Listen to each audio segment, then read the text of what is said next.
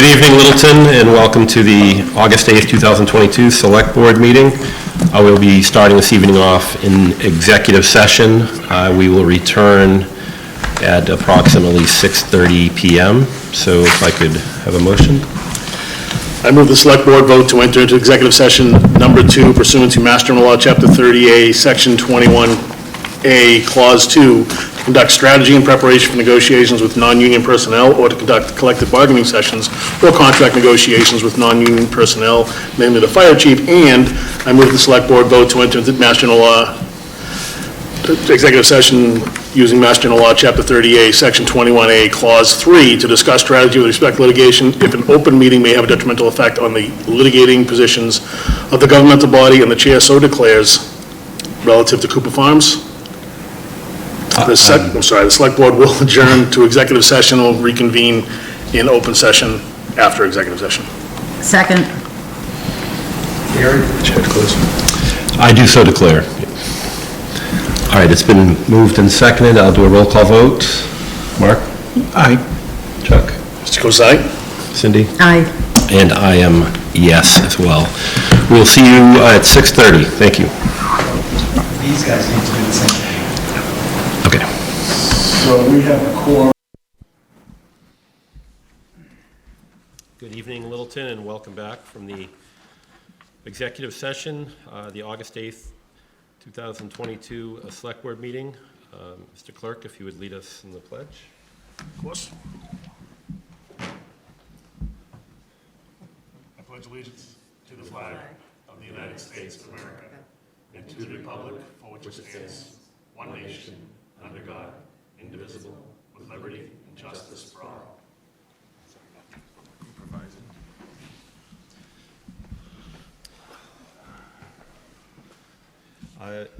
I actually have some sad news to report this evening to start the meeting. We lost one of the town's philanthropists, Mr. Ed Howard of Ed Sweeney's passed away.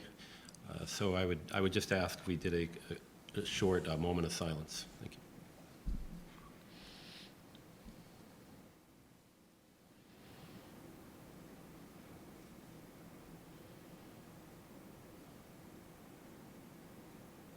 Right, thank you. Right, this evening we'll go over the agenda. We'll have some department board updates and requests, Elder Human Resources, Parks and Recreation, Conservation Commission, Department of Public Works. I will have about 6:50, we'll have public input, member updates, 7 p.m. Public hearing. We will have to open for public hearing regarding Chris Loring for the Dirigible Brewing Company. And then at 7:15, we'll have another public hearing. Michael G. Herrick for MGH FBC alcohol restaurant license. Then we'll get into some appointments. We have a few appointments that we wanted to get out of the way. The Committee for the Exploration of Real Estate Tax Relief for Seniors, and vote to appoint Steve Venuti as our interim treasurer collector to bridge the gap between now and hopefully when we can hire another one. We will get into a joint meeting with the Historical Commission regarding 12 Robinson Road. And then we will discuss a special town meeting. We'll try to select the date and then lock that in and then review the schedule. And then towards the end, we'll have the town administrator and assistant town administrator updates.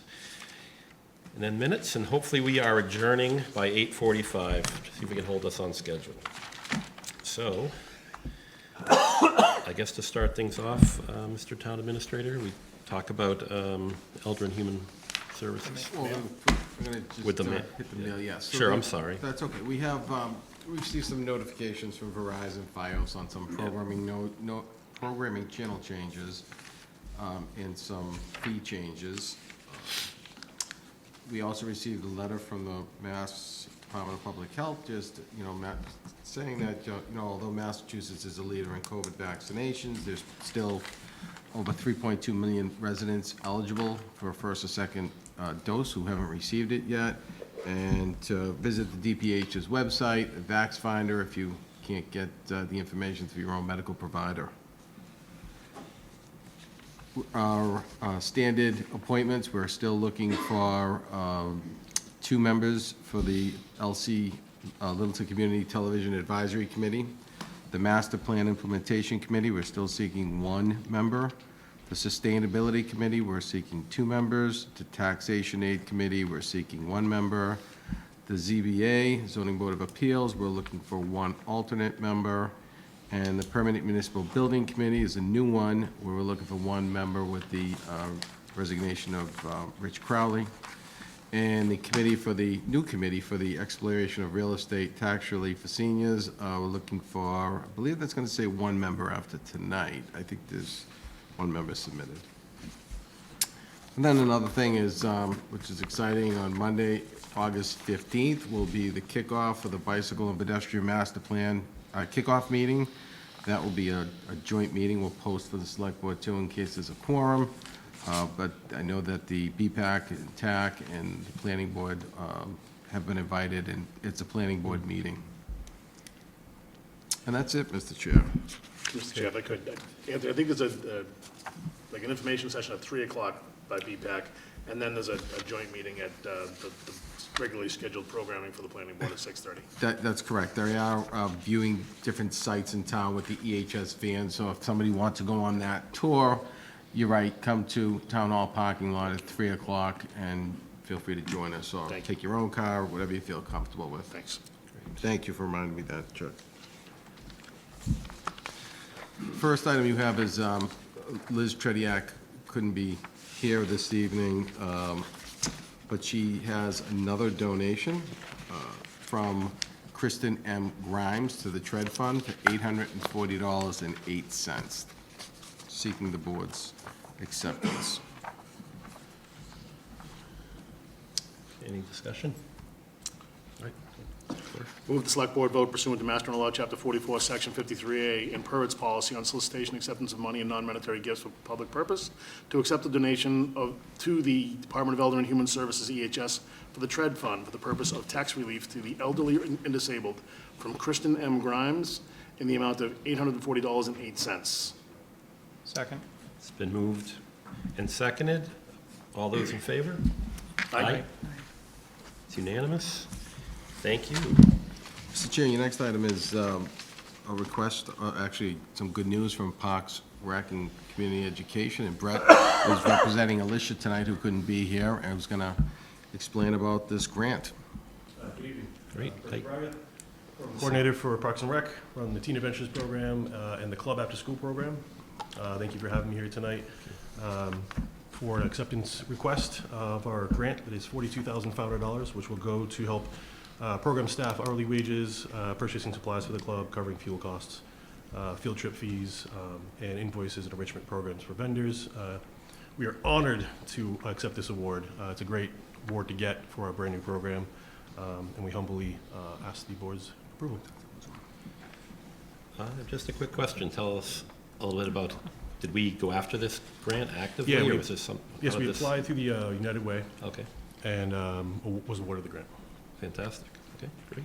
Awesome. I hadn't seen it in the past. Is this first time we've got it? United Way, in the last year or so since COVID, they had a large amount of money in their coffers. Okay. And they've been pretty nice about trying to get a little bit more of that out into the communities to help Yeah. out people. They were kind of using it as a nest egg and waiting for that rainy day, and that rainy day happened. And No, Yeah. great. It's very usually we're the good sign. clearinghouse for these emails. When I see an email like that, I'll shoot it off to the various departments, Yeah.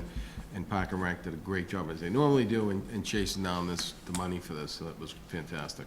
Great. Thank you. Any discussion? I have a question.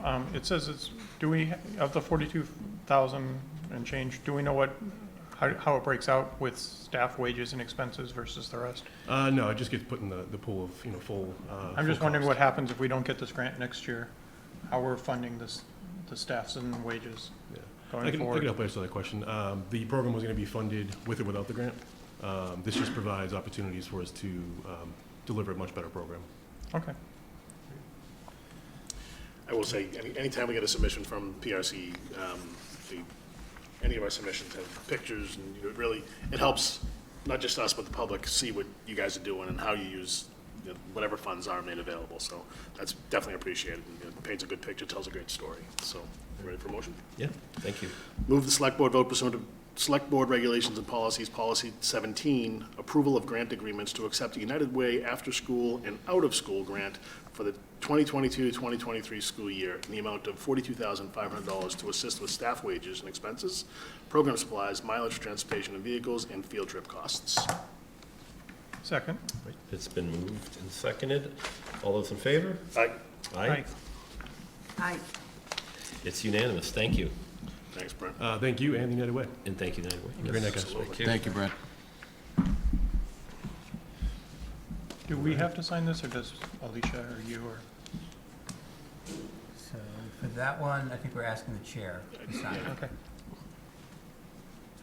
Because it had to go through our policy, I believe it's the chair. Yeah, that's right. Thanks, Brent. Okay. All right, next.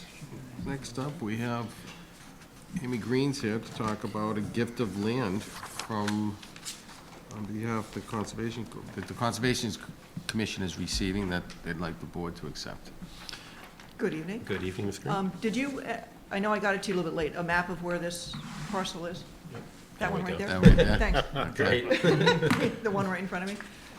Yeah, so this is a little less than half an acre in the Long Lake Park area, which is actually surrounded by already town-owned land. There's just a few private parcels left in the area, so it's a nice piece to get.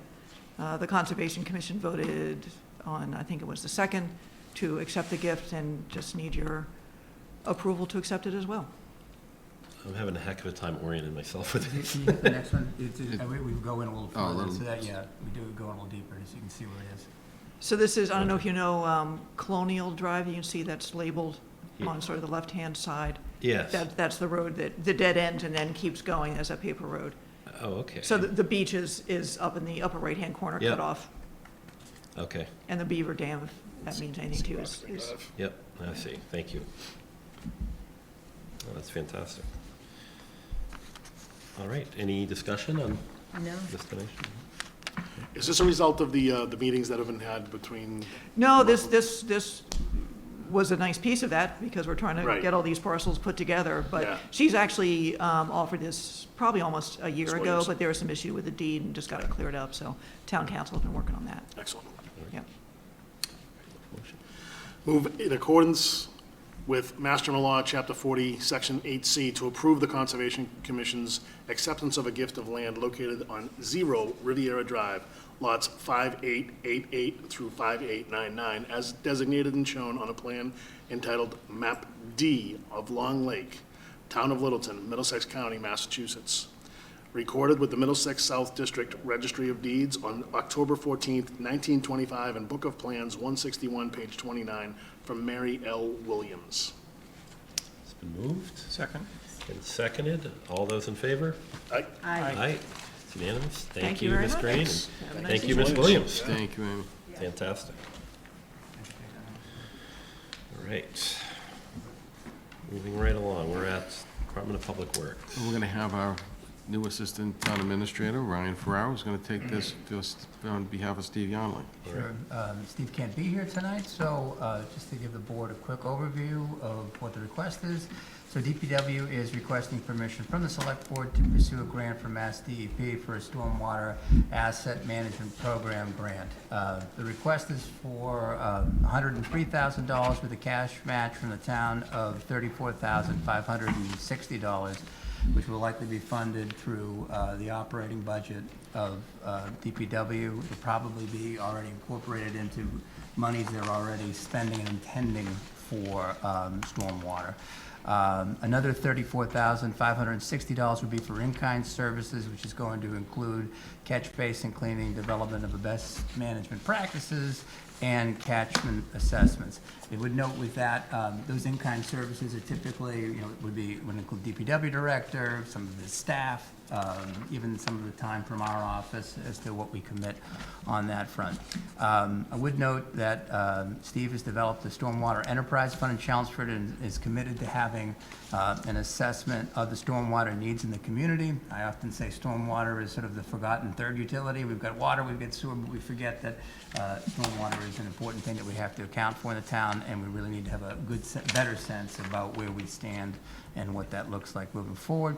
The grant will help fund, not only fund the stormwater needs, the assessment, but it provides a current assessment of where we are and what our future capital needs will be. So on behalf of Mr. Yonley and the Town Administrator's Office, we recommend approval by the board. All right. Any questions, any comments? No. No? It's all good news. Okay. Promotion? Move that the select board vote to approve the DPW based upon the recommendation by the DPW director to apply for a stormwater assessment management grant to the Mass Department of Environmental Protection of the Mass DEP. Second? It's been moved and seconded. All those in favor? Aye. Aye. Unanimous vote. All right. I think that's it for department updates. That's it, Mr. Chair. We are going to keep an eye on the clock. We are right on time, still looking good. We have public input and member input. Any members of the public have any? All right, well, that was easy. I guess nobody can find us over here again.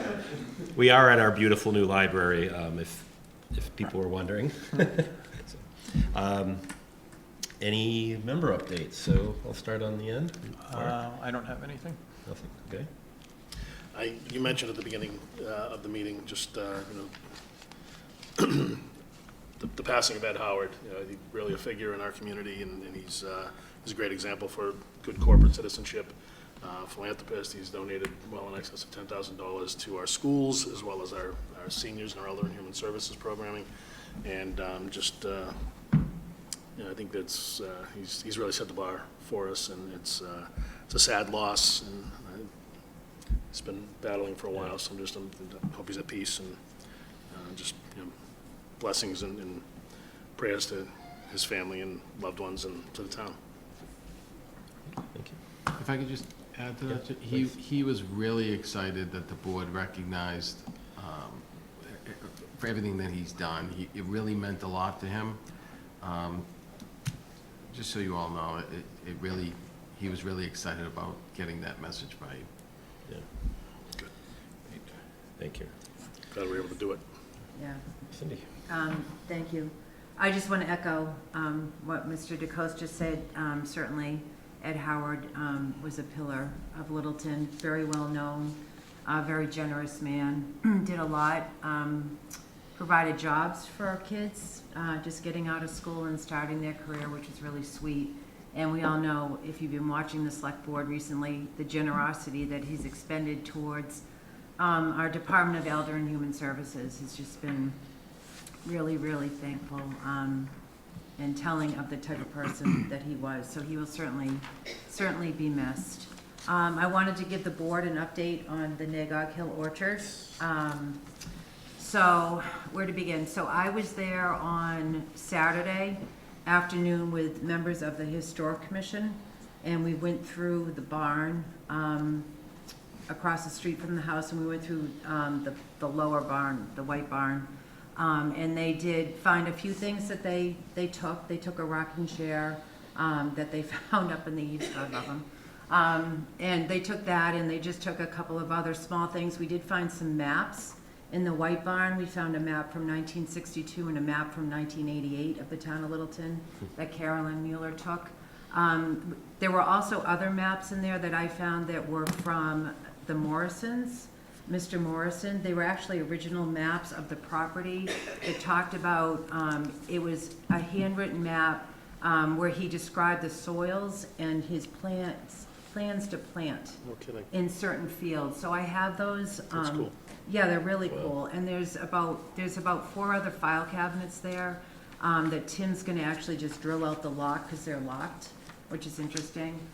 Just so we can go through and just see what's in there. But I pulled all of those maps and things aside.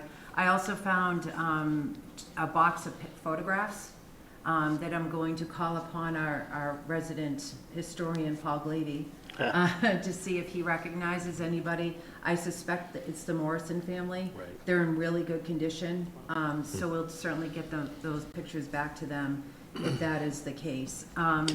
So presently, I was going to make a recommendation based upon that. yeah, but the library will sometimes do displays, like up in the lobby area. There might be something where some of those could be laid out after, Paul or somebody else identifies. Right, yeah, they're really great Kinda cool to pictures, do, yeah. yeah. Yeah, that's a great idea, Chuck. The Historic Commission also went through what I'm gonna call the gift shop.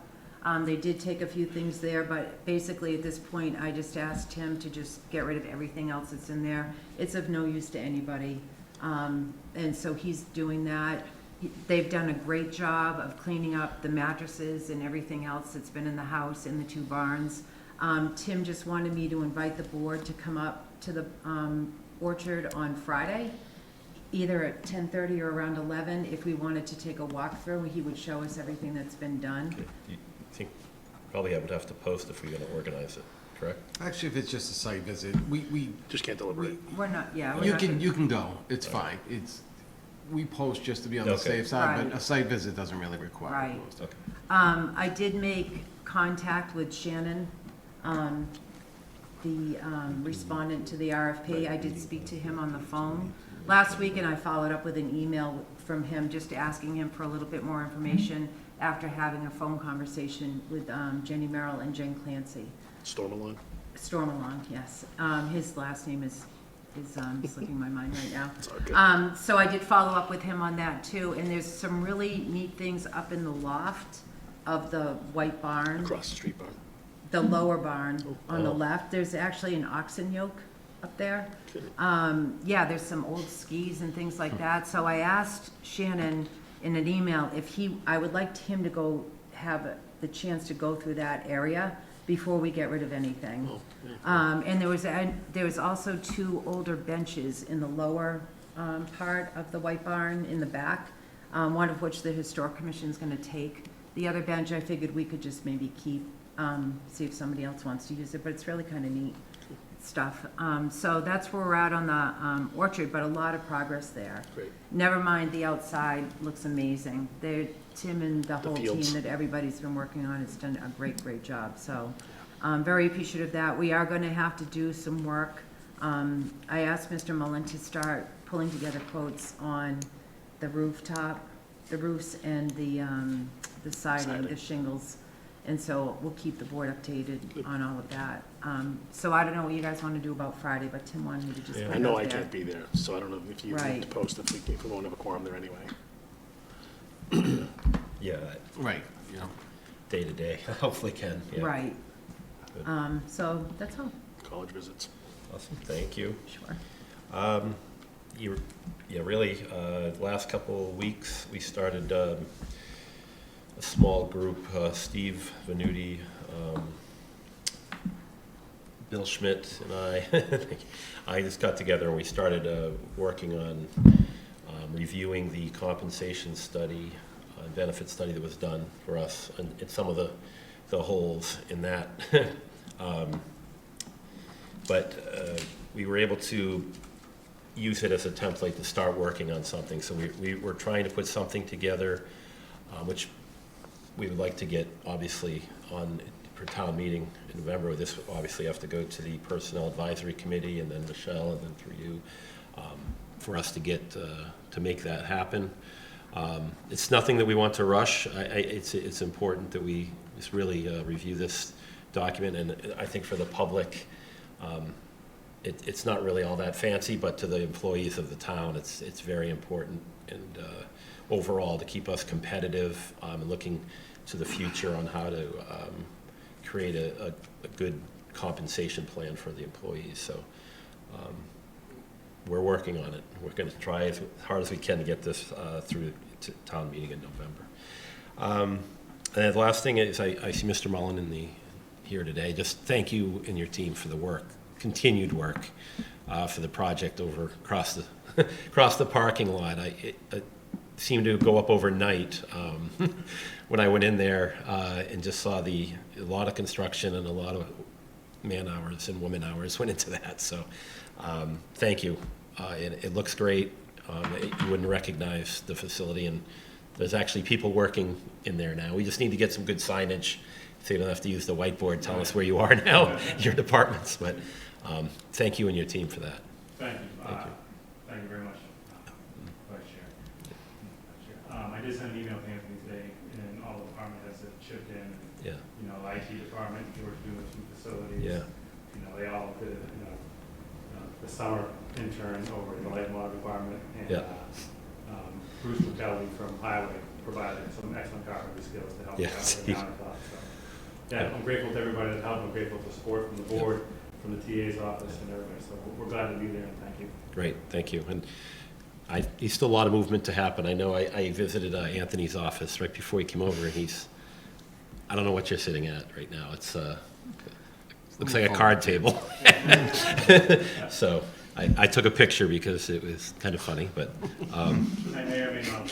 it looked like we were having some budget problems up there in his office. But, all things considered, we'll probably have to have some type of a appreciation barbecue or something after it's all said and done. So there's a lot of work still going on, so thank you. With that, we are at 6:59. Look at this. Terrific timing. So at 7 p.m. we have a public hearing. So Chris Loring for Dirigible Brewing Company. So I think we can kick that off. Come right up to the mic. How are you? Check, you want a motion to open the public hearing? Yeah.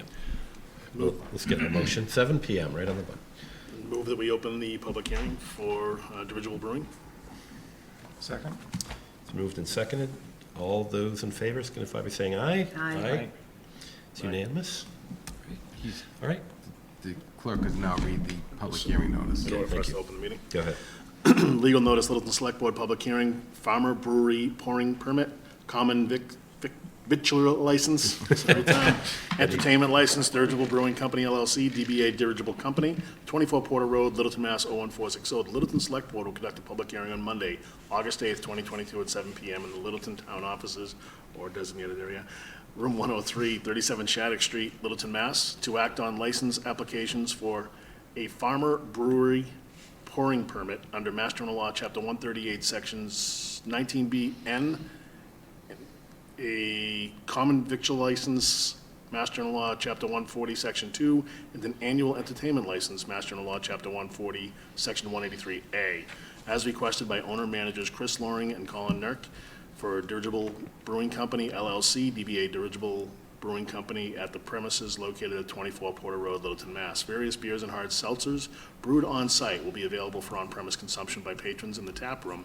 and on the outdoor patio. Entertainment options will include live music, trivia nights, movie nights, board games, occasional video game tournaments, and brewery tours. Food options will be limited to a prepackaged food trucks, and non-alcoholic beverages. Dirigible Brewing Company has state and federal approval to sell their brews to patrons for off-premises consumption and to wholesale and retail establishments. Days and hours of operation include the following: Thursday to Friday, 3 p.m. to 11 p.m., Saturday, 11 a.m. to 11 p.m., Sunday, 11 a.m. to 6 p.m., as well as occasional private events during the hours of Monday through Saturday, 11 a.m. to 11 p.m., or Sunday, 11 a.m. to 9 p.m. A copy of the application may be seen at the Select Board Town Administrator's Office, Room 306 at 37 Shattuck Street, Littleton, Mass. Comments thereon may be submitted in writing to selectboard@littletonma.org or to the Select Board Town Administrator's Office, 37 Shattuck Street, Littleton, Mass. 01460 by noon on Wednesday, August 3rd, 2022, or in person at the hearing. Littleton Select Board Chair, Matthew Nordhaus, Chair. Mr. Chair, we received no comments on that. Okay. Well, welcome, and Good evening. thank you for coming to Littleton and choosing Littleton for your Thanks business. for having us. And you're on my side of town, too, which is kind of but do we, I first want to have any questions of the board and kind of make aware where you actually are. Yeah. Okay, so I believe it's Porter Road across from Hanscom Federal Credit Union? Yeah, credit union, yeah. Yep, okay. They've been doing a lot of work. Maybe they Yeah. could kind of Yeah. give the public an Yeah, idea yeah, of go what's ahead. going on. So first off, my name's Chris. Thanks for having me today. Thank you. We are on 24 Porter Road. We are in the same building as ETM. They are our landlords. We're on the very far end, right between ETM and the building in the back, Romanow. And yeah, we've been building out since early April, and we're coming up to the end. And in fact, actually, we're building out the bar today. We even put up the bar tops, and it's looking pretty spiffy. Okay, that's great. Timeline, I guess, Timeline's mostly dependent on our brew house. It's the thing that makes the beer, Yeah. and it takes roughly 3 or 4 weeks to turn over some beers. So Yeah. we're hoping early September. Okay. But Perfect. we'll get a better idea once the brew house is finished. Hopefully this Great. week. Creep right up to an Oktoberfest. So. Mm-hmm. That's what we're hoping. Any discussion or questions from the board? I don't know. Everybody's good? Yeah. Yeah, I think it's awesome. You know, Yeah. we've always been hoping to get something like this Yeah. in Littleton, so it's kind of neat that you're going to. I mean, been to a couple. There's one down in Medfield. I can't remember the name of it, but it's kind of same situation. It's at the end of an underutilized industrial area, and it's they do the same kind of thing. They have just kind of an open warehouse space where there's air hockey and Mm-hmm. Yeah. different things, and they have some outside patio seating. So I'm excited about having such a destination Yeah. in Littleton. Not that I'm showing my hand. Yeah, just as far as the submissions from police, fire, building Yep. commissioners here, if he had any comments, I'm sure he would chime in for us. But yeah, I'm excited about the opportunity for you guys to join our business community We're and the very community as a whole. excited. Yeah. Yeah, there's been a lot of excitement just around town. Yeah. People have already started hearing of us, and we haven't really done much advertisement, so that's a good sign, right? Yeah. Absolutely. This your first venture? Yes. It is? Okay, Yeah. great. We've both Alright. been in the industry for quite some time. Colin here is is our head brewmaster, co-owner. And I've been working in tap rooms for 6 years now, 7 years. Yeah, I've been in the industry for about 7 years. Great. Yeah. Okay. Any further discussion? No? Well, like I said, welcome to Littleton. Mr. Mullen, please. If I may, if you guys are gonna make a motion to approve, I would just make it pending the certificate of occupancy. They're doing a great job, they're just not quite there yet, so if you're gonna approve, Yep. we fully support it. It's in the motion. It is. Oh. Good, thank you. And. It's nice to see Chris smiling today. Friday, he wasn't. He was a little stressed out. It's not easy opening a business and. There's so many moving parts. I guess the only other question, so I put the hours down, so Monday to Wednesday, So- not yet, or ever, or what do you think? So not Brew yet. days. So right now, those would be production days. We kind of need some days to Yeah. clean and make the beer. Yeah. And it's a little easier when you don't have a bunch of patrons Sure. in your building. Potentially would be looking at maybe pulling on another day, probably Yeah. a Wednesday during the summer months, Yeah. just when it gets really, really busy. Yeah. But since we're going into fall and it's getting maybe a little quieter, we're Yeah. probably thinking that we're going to be sticking with that for now. All right. Yeah, you do the whole steam in place and everything to clean out the kettles and everything. Oh, yeah. Also, that's our Wednesdays. Wednesdays are cleaning days where we just, Yeah. we're cleaning everything. Breweries, you think that you're making beer all the time. It's like 90% cleaning. Yeah. I guess the last thing would be, you know what our third Thursday is? Not that you can serve beer at third Thursdays yet, but just to maybe promote your business and where you are and get the word out, maybe just let you know, I think our next one is going to be the 25th now, is that correct? Yeah. At Fay Park, just something, you'd be able to see a lot of members of the community. Yeah. Good. Our Park and Recreation Department's on Yep. in the town offices. Mhm. They kind of organize it, and Yep. if you are interested in being there and kind of getting the word out, Yep. even if you just went around and passed out posters or Absolutely. something like that with original on them. Yeah, there's a lot of local Opportunity to get your businesses. name out. Yeah. You said the 25th, right? Thursday, the 25th? Sounds like It's the it. third Thursday. But this one's Third being Thursday. moved, I think it's being moved. Yeah, we have connected him with Tim and Alicia, Yeah. so Okay. we also let him know about our Oktoberfest, which we're hoping to do Great. again this Yes. year, too. Great. Mr. Chair, you mentioned the hours as well, and the only question I had was, like during the summer months, 6 PM on a Sunday, it's kind of like, your day's just getting going. All Is right. that, I mean, you do mention the possibility of extending it, but that would probably Yeah. require you coming back to us in order to extend it, if it was like an entertainment license or something like that. If Is that approved, something, yeah, if approved tonight, they'll have to renew their Application. application, just like everybody else, for January 1st. So Okay. we'll be reviewing it. An At that point in time, they may opportunity to have a amend it? better Okay. idea yeah. Okay. and would propose it at that time. And if not, you'd have to, and you want to make changes during the year, you'd have to come back to the board. All right. Makes Great. sense. So just take up a small bite now and just kind of make sure you can Yeah, manage it. yeah, we're more just interested in get going, Yeah. see what it's gonna look like, you know? How many employees do you have? It's myself, Colin, and our wives. Currently. Yep. We're hoping that we're gonna do well enough that we can hire more. Yep. Sounds So like a two reality bosses, TV and- show. two bosses and then you guys. Exactly. Nailed it right on the head.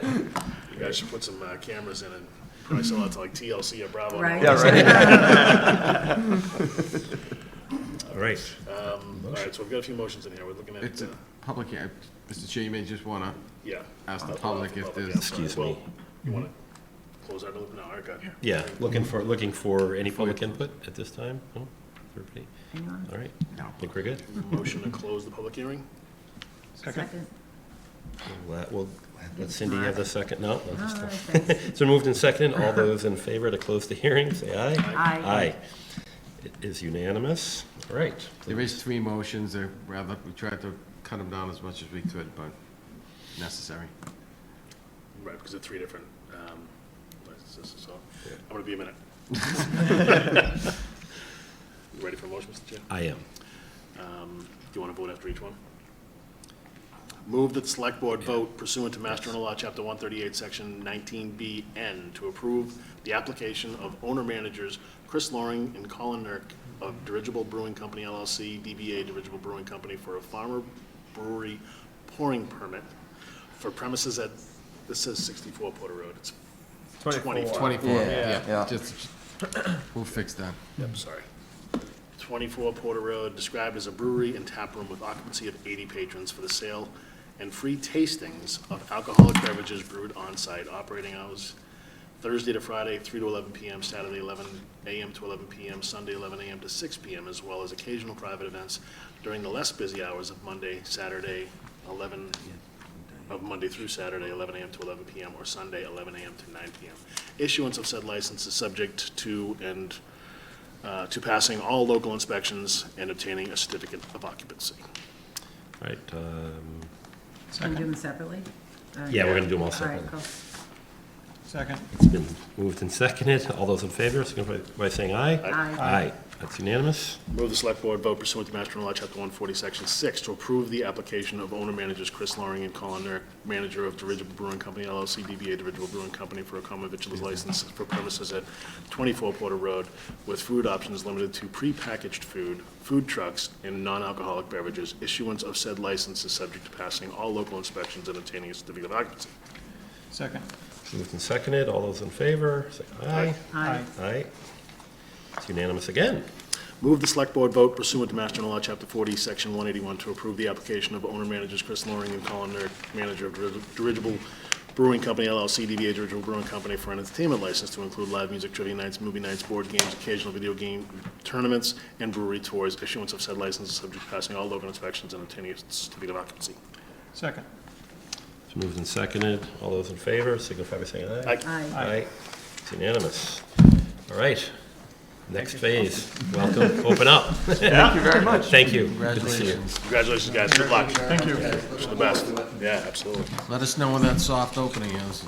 Let's know Yeah. when the free stuff is. Thank you. Combined to a tour. All right. We are creeping right up on time for our next public hearing. We need to wait for the exact time, correct? Yes. Yes, we do. So we have a few minutes. Do you want to sit here? You can sit Yes, there while please. we continue a little bit of other business. I'm just going to sign a few of these. Do you want to take a few minutes to do the, Pardon me? do you want to do the fire chief amendment? Sure. Oh, there you go. Yeah, since we have, we're going to move out of order just a little bit since we have 3 minutes. We have a short amendment to the fire chief's contract that we would like to make at this time. So just so the public knows, we went, Select Board reviewed the contract amendment in executive session for Chief Connor, which is just to basically allow him to use his vehicle 24/7, unrestricted, like Chief Kennard, In order to respond to calls. in order to respond to calls, right. So the board approved it in executive session with an amendment to, then I'll make that amendment. Sounds good. I move that the Select Board vote to authorize the Select Board Chair to execute the First Amendment to the employment agreement between the Town of Littleton and Fire Chief Robert Connor, as approved by the Board. Second. It's moved and seconded. All those in favor, signify by saying aye. Aye. Aye. It's unanimous. Amended and approved, sorry. It's amended and approved, yes. All right. Any other discussion we can get done in a minute now? 2 minutes? Minutes? Yep. Yes. July 25th minutes? Yeah. Let's do the July 25th minutes. Did anybody have any comments on the July 25th minutes? No? Are you good? You gotta go, Yeah, should we get them? taking care of all our housekeeping here. All right. Move the Select Board vote to approve the minutes, meeting minutes of July 25th, 2022, contingent on the inclusion of the listing of meeting exhibits. Second. It's been moved and seconded. Any discussion? All those in favor, signify by saying aye. Aye. Aye. Aye. All right. I think that's good. I think we Okay, now. used the best of our time there. All right. Uh-oh. I'll get rid of my public Here, hearing. I'll make it a mess.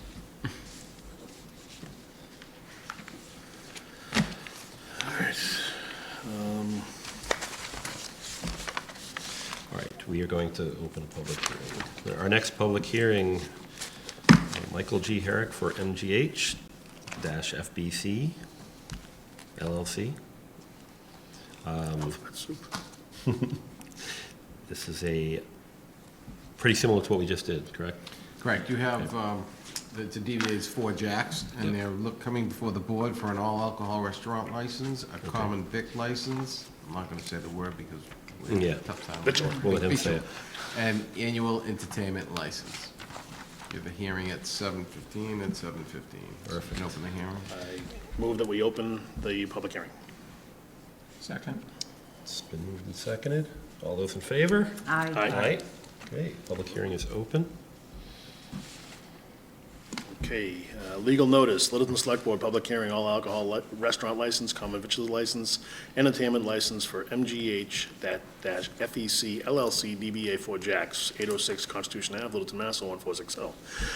The Littleton Select Board will conduct a public hearing on Monday, August 8th, 2022 at 7:15 PM in the Littleton Town Offices, room 103, 37 Shattuck Street, Littleton, Mass. To act on license applications for an all-alcohol restaurant license, MGL, Chapter 138, Section 12, a common victual license, Mass General Law, Chapter 140, Section 2, and an annual entertainment license, Mass General Law, Chapter 140, Section 183A, as requested by owner-manager Michael G. Herrick for MGH-FEC LLC, DBA 4 Jacks, at the premises located at 806 Constitution Avenue, Littleton, Mass.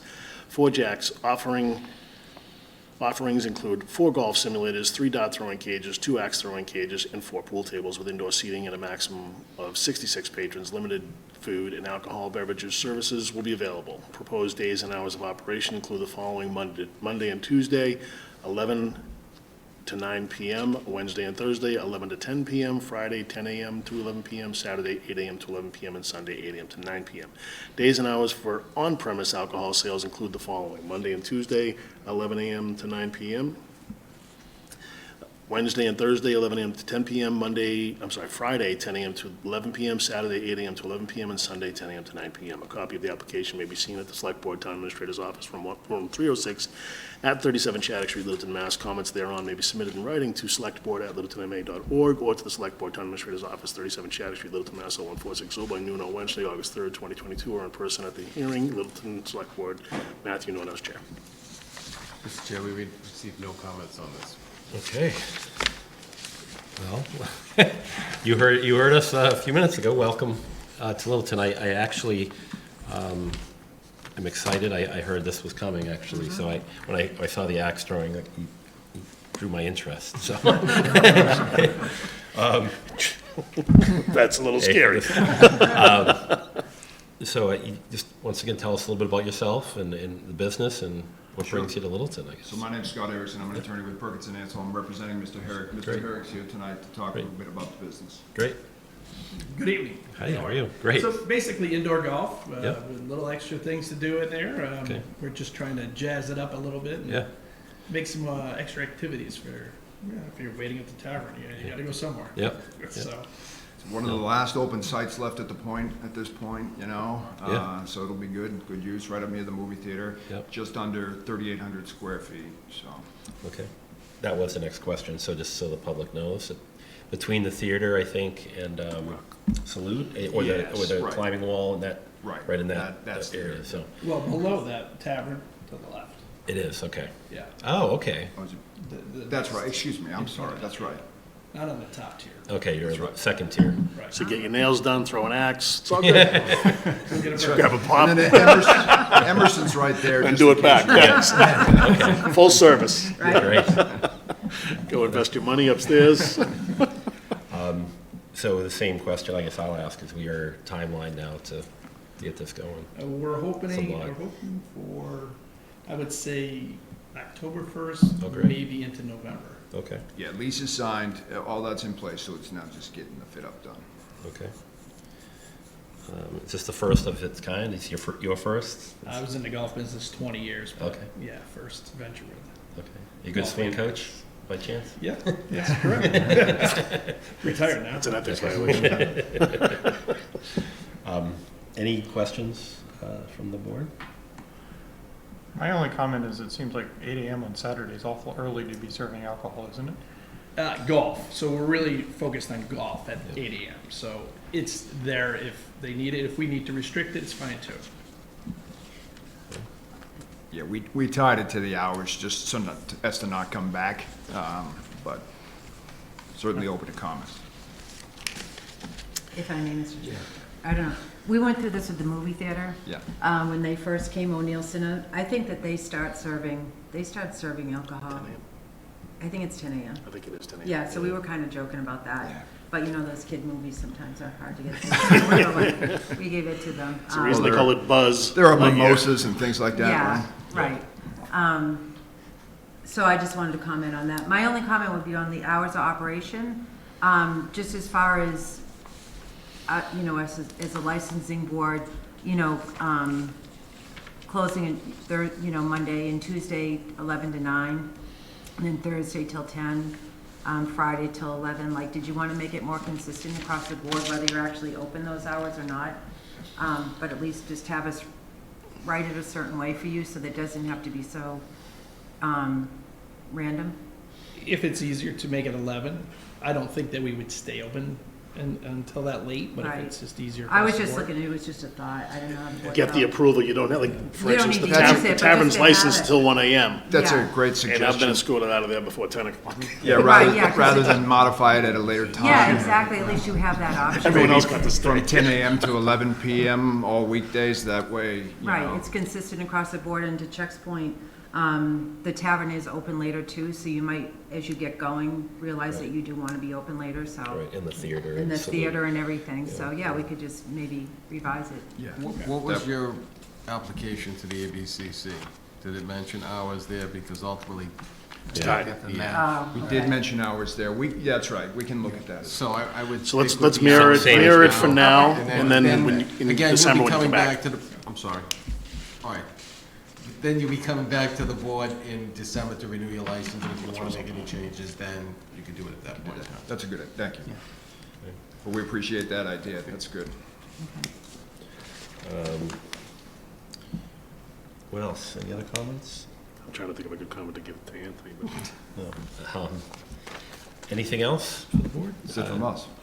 Well, thank you for choosing Littleton, and we hope your business prospers. I'll say the same thing about Third Thursday and Oktoberfest. Just promote the business. You know, I know a few people know you're coming to town, but just get it out there, so.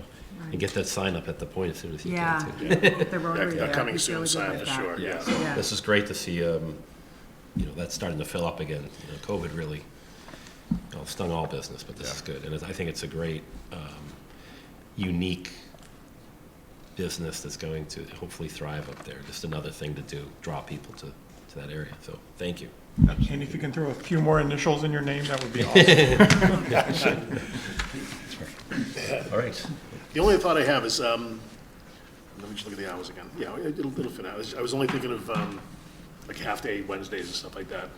Not that we want the kids drinking or throwing axes, but, maybe playing pool or using the simulators, it might be another activity, because the kids walk up from like the middle school, they walk down to the point and get a loaf of bread at Market Basket, walk around eating a big loaf of French bread, and then we'll go to the movie theater and stuff, so, but you're covering it with your hours, so I don't think it's something that needs to be addressed. You could amend the hours for the entertainment license if you want. I think that's They more just geared couldn't towards the serve, they evening. just couldn't serve alcohol. Right, let's look at that once again in January, if that's something Yeah, that we you, can come back. yeah. Creep Did I crawl, ask for walk, public input on this? You haven't yet. I have not. Any public input on this? All right, thank you. All right, we'll look for a motion.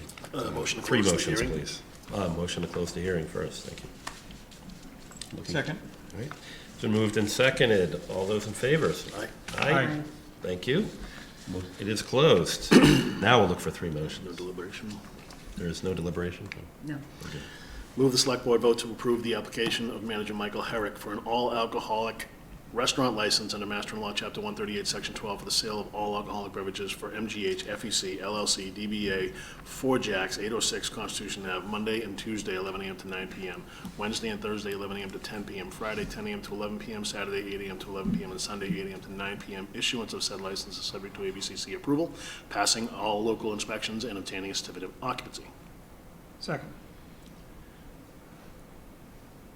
It's been moved and seconded, sorry. All That would be you. all those in favor signify by saying aye. Aye. Aye. Aye. Thank you. Move the select board vote to approve reading. the application of manager Michael Herrick for a common victual license under Master Law, Chapter 148, Section 6 license for the restaurant premises of MGH FEC LLC DBA 4 Jacks 806 Constitution Ave. Issuance of said license is subject to passing all local inspections and obtaining a certificate of occupancy. Second. Moved and seconded. All those in favor signify by saying aye. Aye. Thank you. Move the select board vote to approve the application of manager Michael Herrick for an annual amusement and entertainment license pursuant to Master Law, Chapter 140, Section 183A for MGH FEC LLC DBA 4 Jacks 806 Constitution Ave to include 4 golf simulators, 3 dart throwing cages, 2 axe throwing cages, and 4 pool tables with indoor seating and a maximum of 66 patrons. Issuance of said license is subject to passing all local inspections and obtaining a certificate of occupancy. Second. Moved and seconded. All those in favor? Aye. Aye. Aye. Thank very you. Great. Thank you both. Good luck. Thank you. Thank you very much. Thank you. See you. Thank you. Yeah, Mr. Mullen, I'm sure that one doesn't scare you at all, right? Wait till you see my axe throwing skills. Yeah. I've seen his golfing skills. I was thinking on the inspection side, that's all. But, okay. All right, let's move on to the next agenda item. Looks like appointments, so. Yeah, it looks like we have the Committee for the Exploration of Real Estate Tax Relief for Seniors. We had discussed this, I think, the last meeting. So today, we're looking to appoint, or we one or two, what was our, So you had 2 positions that you were looking for, you only have 1 applicant. Okay. That's submitted right now, and Okay. also the COA just wants to let you know that they've named Anita Harding as their representative. okay. Any discussion on this? Are we looking for a motion to appoint this individual? If the board wants to do that now, or if you wanted to wait, it's totally your preference. We got it before us now, we may as well Yeah. take action as far as I'm concerned. Okay. Is everybody comfortable with the appointment? Yeah. Yes, okay, I'll look for a motion. All right, move the select board appoint Richard Cristiano of 42 Powers Road to the Committee for the Exploration of Real Estate Tax Relief for Seniors for an indefinite term. Second. All right, it's been moved and seconded. All those in favor, signify by saying aye. Aye. Aye, all right, it's unanimous, so we have one opening on that new committee, so please consider volunteering. So, right. And I think Mark and I are both on that committee as well, correct? You and I have. Chuck and I. Just, if either Ms. Harding or Mr. Cristiano are listening tonight, please do go to the clerk's office and get sworn in, as each of us have to do as well for a different committee. The town clerk will swear you into that committee separately. That's correct. All right, the next appointment we have is actually bringing an old name back into the fold. Old name, not an old guy. That's right, that's right. Right, see, I was careful there. So this is going to be our appointment for Steve Venuti for interim treasurer collector. He's going to be filling the role, I believe. He gave a solid end date, I think of September 15th. So He reminds me every time I pass him in the hallway, September 15th is the drop dead Yes. date. This is going to be filling the position that Mr. Sean O'Brien will be vacating the end of this week, The end of this week, correct. as he goes on to new horizons in Barnstable, I believe. That's correct. Moving to the Cape, so. To the Cape. Thank you, Steve, as always.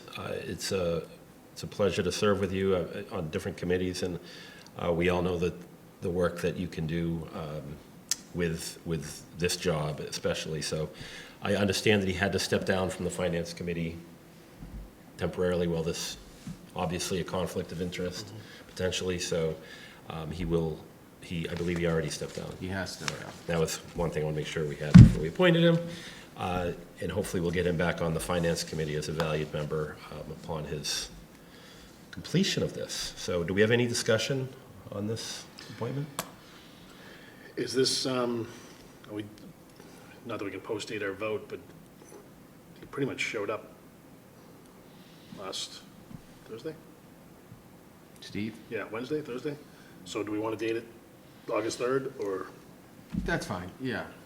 You know. effective August 3rd? Yes. Just So remind- the reason why we put Steve on before the board actually got the chance to take the vote is because Steve wanted that couple extra days where Sean's, Absolutely. yeah, so that he could work with Sean. And you know, Steve was originally saying, you know, I'll give you 2 days a week. And he's in there early and leaving late. And I said, am I going to see you again tomorrow? He goes, probably every day this week. So Steve, you know, being a true professional and really cares about this community and wants to help us. It's just a huge help for us. Yeah, absolutely. Yeah. Yeah, the transition to him is seamless. Well, the weather's not so hot and you can't go golfing. He did remind me he was getting texts for golfing tomorrow, so I think I owe him lunch. We'll buy him lunch. Right. There you go. All right, we're looking for a motion. Move the select board vote to appoint Steve Venuti as interim treasurer collector effective August 3rd, 2022. Second. Moved and seconded. All those in favor signify by saying aye. Aye. Aye. Aye. It's unanimous once again. Thank you, Mr. Venuti. Absolutely. Oh, we need to. Okay, we are moving on. We now have a joint meeting with the Historical Commission. We just gonna wait. Ryan went to get town council, because town council's gonna participate Okay. in this. Your quorum? Historically. Quorum? Quorum. Oh, doesn't appear that they have no quorum? We don't know yet. Is it 7:40? It is not. We're still a few We're minutes little early, so I might, Other members might come because they think it's at 7:40. yeah, let's jump to the special town meeting discussion. We've got a few minutes. We're about 9 minutes early, so we'll jump to the next. Special town meeting, select date for special town meeting and review schedule. So let's go right into that. So our office was looking at dates for a special town meeting, and I feel like we just finished one and we have to start another one, but that's the case. And the date that we're proposing to the board is actually Tuesday, November 1st, because the Monday is Halloween. The week before that, if we went, that's actually Diwali, Diwali, which is a festival of lights in the Hindu religion.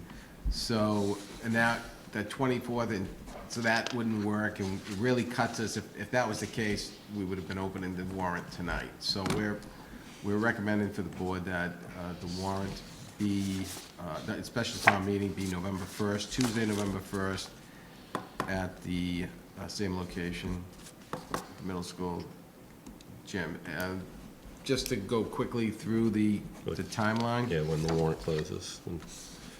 You're going to go through the warrant closing and everything? Yeah, we're just Okay, gonna, okay. unless you don't, No, please. I think, is there any discussion for November 1st? Is anybody All Saints Day. that, So on your next meeting, you'll open the warrant. On the Friday, September 9th is the deadline for placing questions on the ballot, on the state ballot, 11/8/22 state ballot. We don't have anything right now. On September 12th, you'll begin inserting articles into the warrant.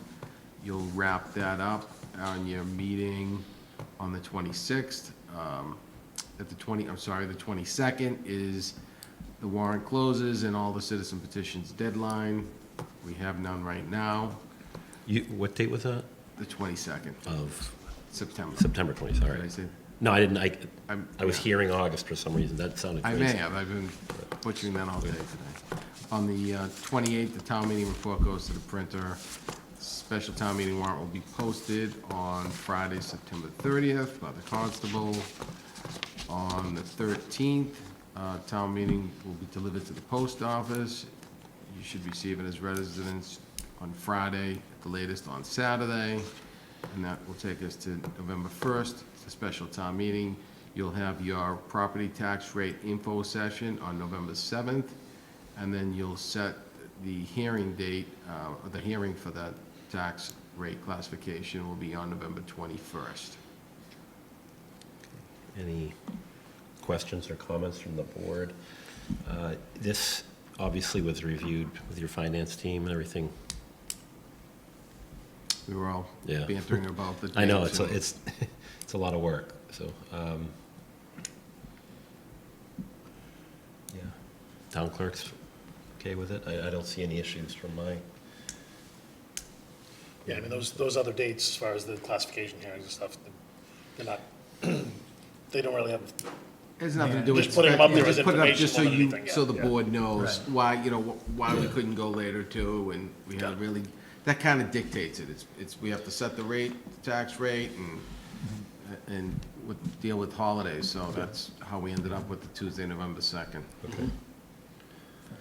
Up to November 1st, thank you, Ryan. Sure. You also want to pace things out for the board, too. You don't want to have too much in any one given time, so this is also part of the consideration.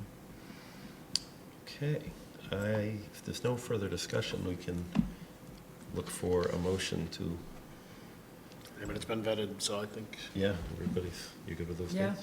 move the select board vote pursuant to Master General Law, Chapter 39, Section 9, to set the date for the special town meeting for November 1st, Tuesday, November 1st, 2022. Second. Just one quick point on discussion is the chair, Mr. Nordhaus, is aware that this is potentially a date, November 1st? Did he have any, I mean, he obviously saw it on the, He reviewed, we go through the agenda, okay, so so everything's, he, no concerns.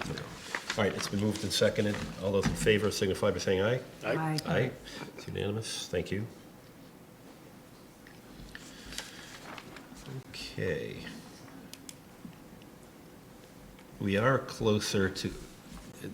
We've got a quorum now, Yeah, let's so- go back. Looks like we have a quorum for our, Ms. Tom, Well, we don't have a quorum, but we may not get it. oh, okay. do you want to go through a couple more TAs? I have a couple more things we can do if you really, Yeah. we can, I mean, we're still about 5 minutes out of schedule, so. it's up- Okay, Oh, why you- don't we wait a couple? Okay, sure, Seven we have no members? problem. Oh, okay, right, okay, yeah, right. Faithful, does more for us than the rest of us. who are Okay. on the group.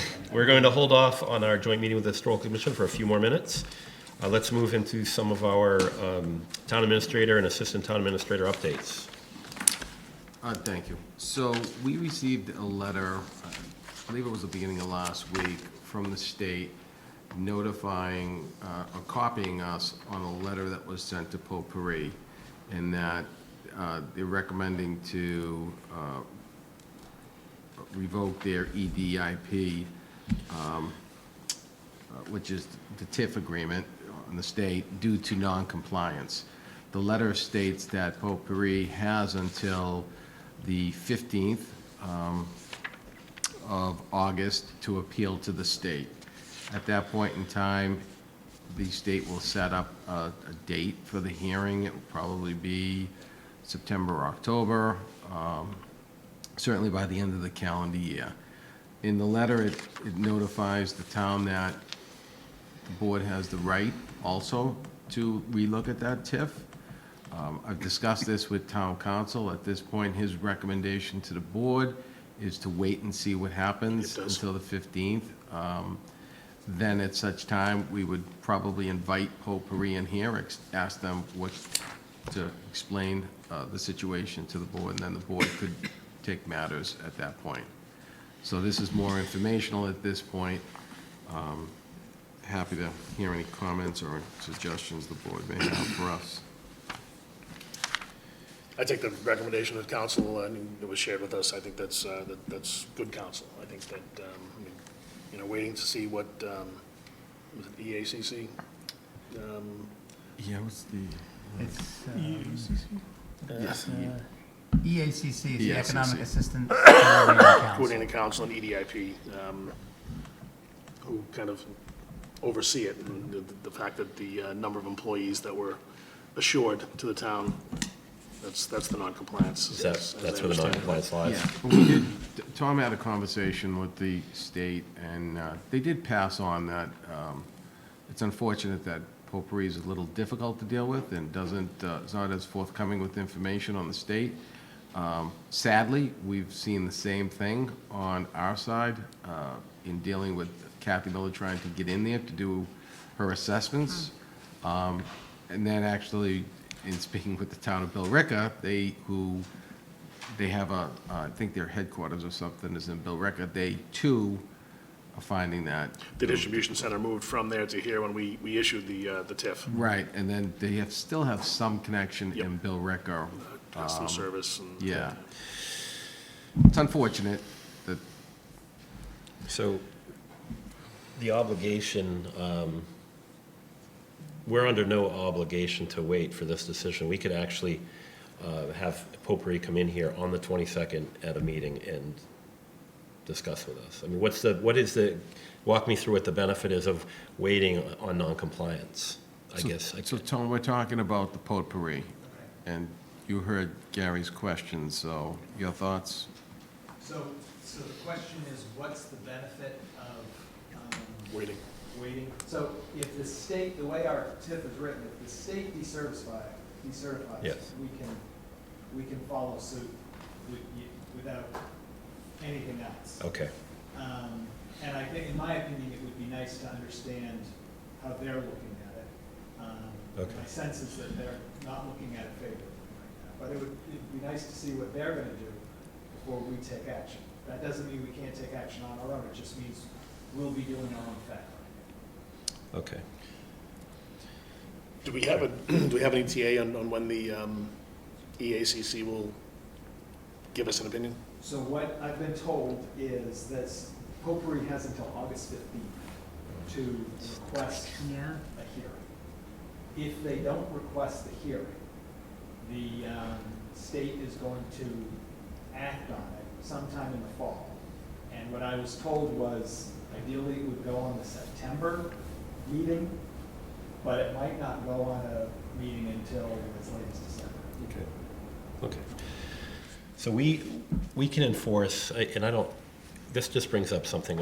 I don't know, we don't have a book on TIFs. I know I talked to you about this, or all of these benefits that we've provided different business owners. What is the compliance and what is what's our vision of this? Because I don't know. And so to have this come down from the state of a non-compliance when maybe we should act on it or get them in here at least to discuss. We don't just, what's going on? What's the deal? Not just about the TIF, but you just brought up a few other issues that we're having trouble even getting into that building, which is bizarre to me. And Ed's here too, and speaking with Ed as well, he's found that he's had to double fine them because they did some work without pulling a building permit. One of the things was the solar on the roof that created the fire, that was not permitted properly through us too. Yeah. I mean, after reviewing that TIF, it was a very generous TIF, sort of the fact that there's not just non-compliance of that, but we're having issues in other areas is concerning. And I think it warrants having them at least come in front of the board to discuss those other issues, and then we can add on that we've received this letter too, and what's your plan to get in compliance? I mean, I just, what's the board's feel on that? Are we out of line? I don't know, am I being too harsh? I'm just curious. I'm gonna throw something out there. Maybe we do is we ask Kathy to come in and say, what is the financial impact to the assessor's office for not being able to find out what the CIP, what the additional assessments might be if you were able to get into the building? What is the benefit to Potpourri right now? You know, what tax forgiveness are they being given under the TIF, under the tax increment financing? What benefit are they getting from us right now? And if we were to act on it, how soon, frankly, could we realize those taxes? I mean, we were talking about, even we talk about 61A, when people come out, there's a process they have to go through in order to come out of 61A, and we get to act on that if we wish to. And I think their violations are really, well, I mean, they're kind of less than cooperative attitude, which is disappointing. But I think what we really bargained for was jobs. Yeah. They were going to bring jobs to the town because they are moving their operation here. They were going to maintain a certain number of jobs, and they were going to add jobs. So it's like you bring them here, you're going to hold those here. Those aren't going away, and you're going to continue to add. And from what I understand, they could be as many as 31 jobs short of their target. Yeah, see, that to me warrants them coming in here. And we all understand some of the businesses got hit hard from COVID and everything that happened, but to not come in front of the board and discuss those issues, and knowing how favorable we've been with our TIF, I just don't think we'd give the same latitude to certainly not a private residence that had some, deal with taxes, or we weren't. So I think it's, let's get them in. We can talk to Matthew, the chair, to see if we can get them on the agenda. Is there any advantage to being in front of the EACC, or is there any, I think we should have them in here, I just don't know if there's any reason we should do it before they meet or not. Well, so today's August 8th. right? Yeah, So their deadline is August 15th. Okay. So, and to me, that's an important deadline because I want to know if they're going to appeal the state's determination that we're about to decertify. And we'll know that next month. Okay. So And with that information, I think if they are going to appeal, then we want to understand what their appeal is going to be. And then it's up to you. If you want to have them in the following week, we see you're going to appeal, we want to understand, Yeah, okay. That sort of thing. If they're not going to appeal, then we might want to move along more quickly to say, you're not even fighting it, so we're not offering you anything. Okay. Thank you. It's good counseling. Just this brings up the whole idea of, I would like to see what the inventory of all the TIFs are in town and where we're at in compliance. Yeah, so I'll give Chuck reached out to me and asked me that question. I reached out to Kathy. the gentleman's name it's from the state. I did get a login and a password to look at the annual reports. Haven't been able to do that yet, so we'll review that, but it lists everything that, any businesses that have TIF with the Anna town. Marie Kirsten? No? Yeah, I mean, we're quick to compliment businesses that do well for the town and they're doing good things and promote them, but, so this is kind of the other side of it, so let's see, but, okay. Yeah, one of the things, Gary, you mentioned is businesses that were hurt during the pandemic, and those were a lot of the brick and mortars. Anything those that flourished were Potpourri's business, right? Yeah. Amazon. Yeah. You would think, but we don't even know that. Right. So, where our assessor can't even get in the building, so, it's, okay.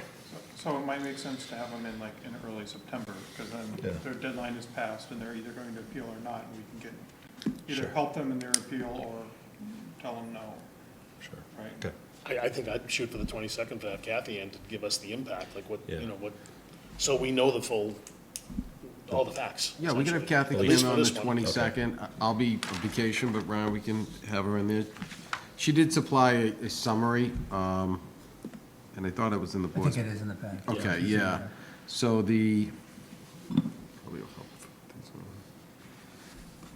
removing the TIF would generate an additional $558,887.83 in taxes,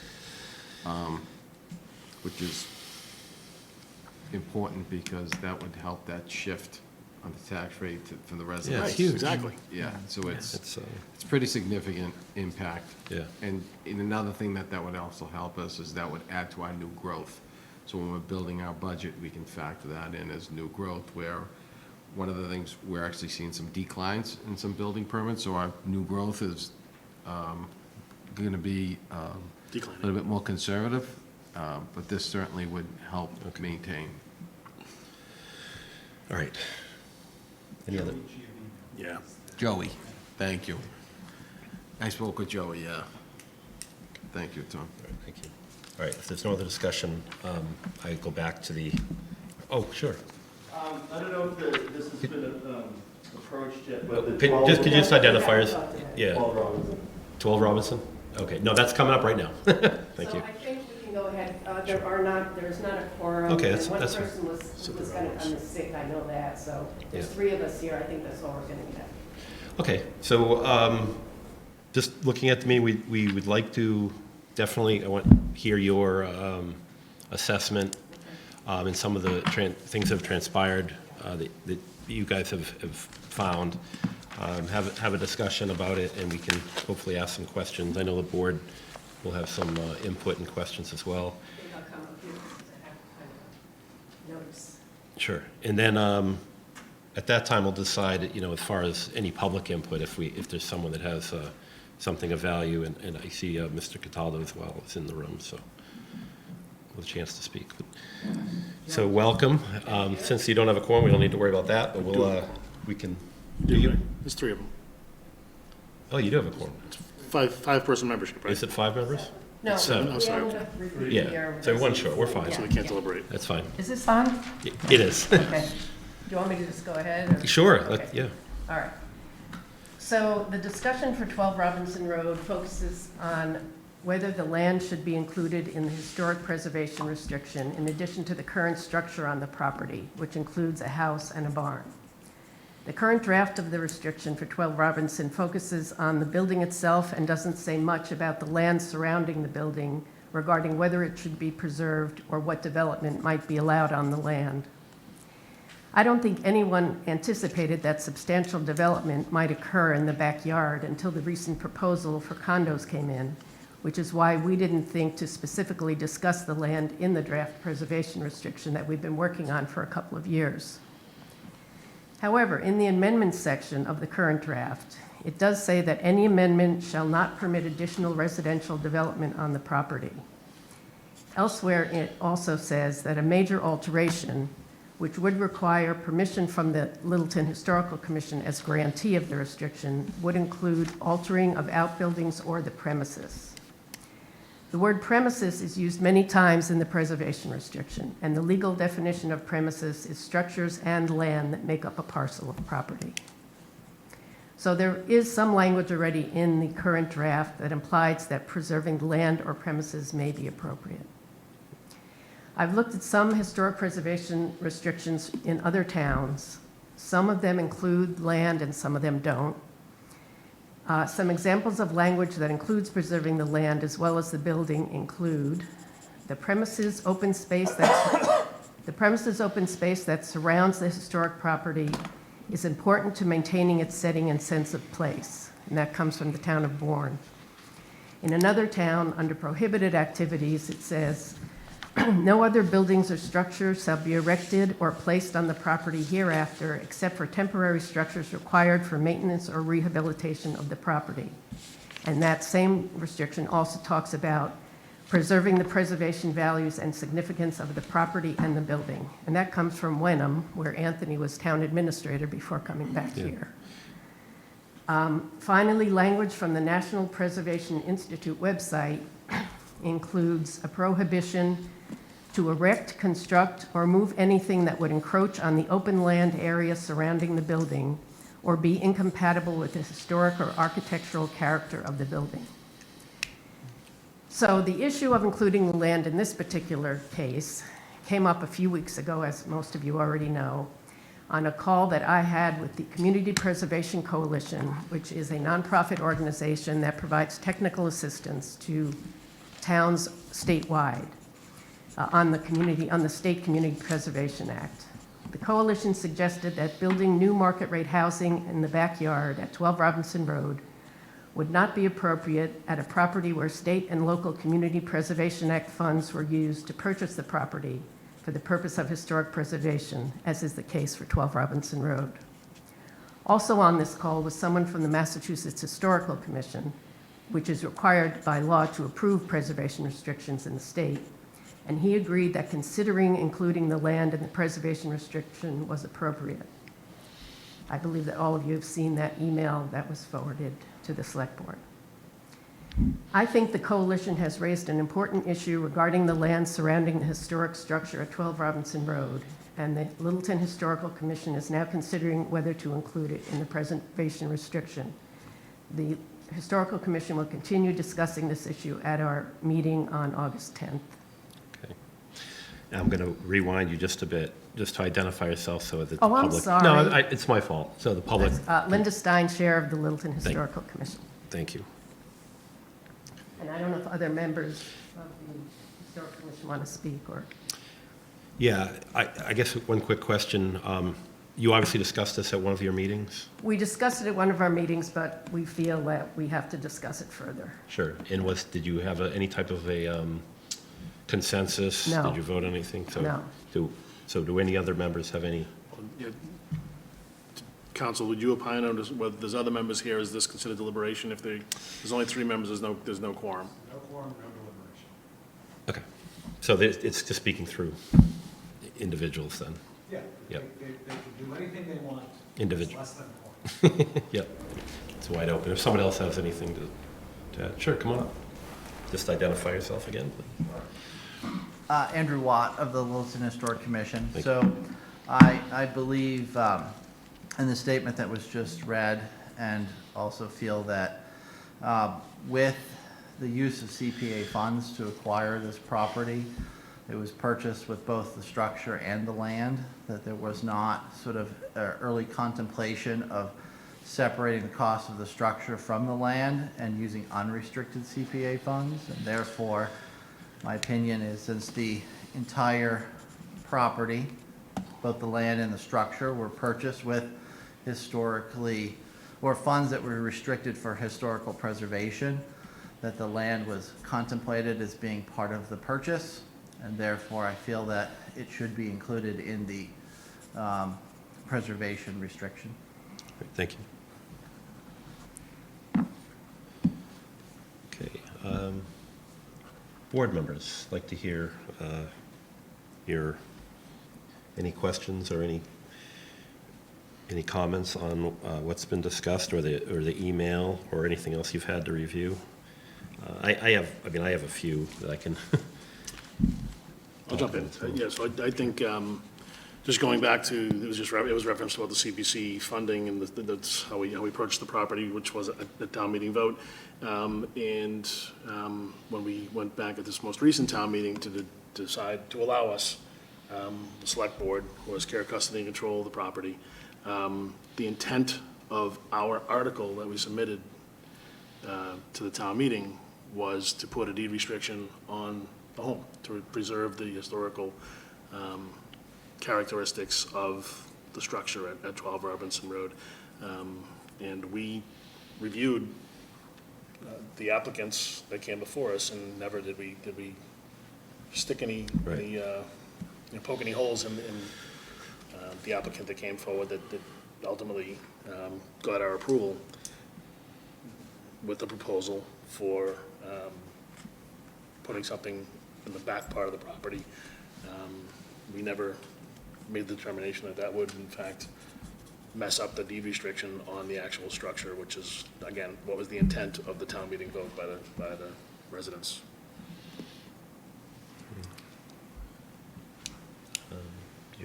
I do. Sure. If I may, Mr. Chair. So, thank you, Linda, for that information. I'm just reading through the information that's in our packet, and I'm reading the language in the Warren article that describes what the residents voted on at town meeting. This is one of the articles that I was kind of had signed as a member of the select board, so I remember that discussion, and we purchased the property, we purchased the land and the buildings on 12 Robinson Road, what we refer to as the so-called Baker Homestead. We didn't just buy the house, we bought the land too.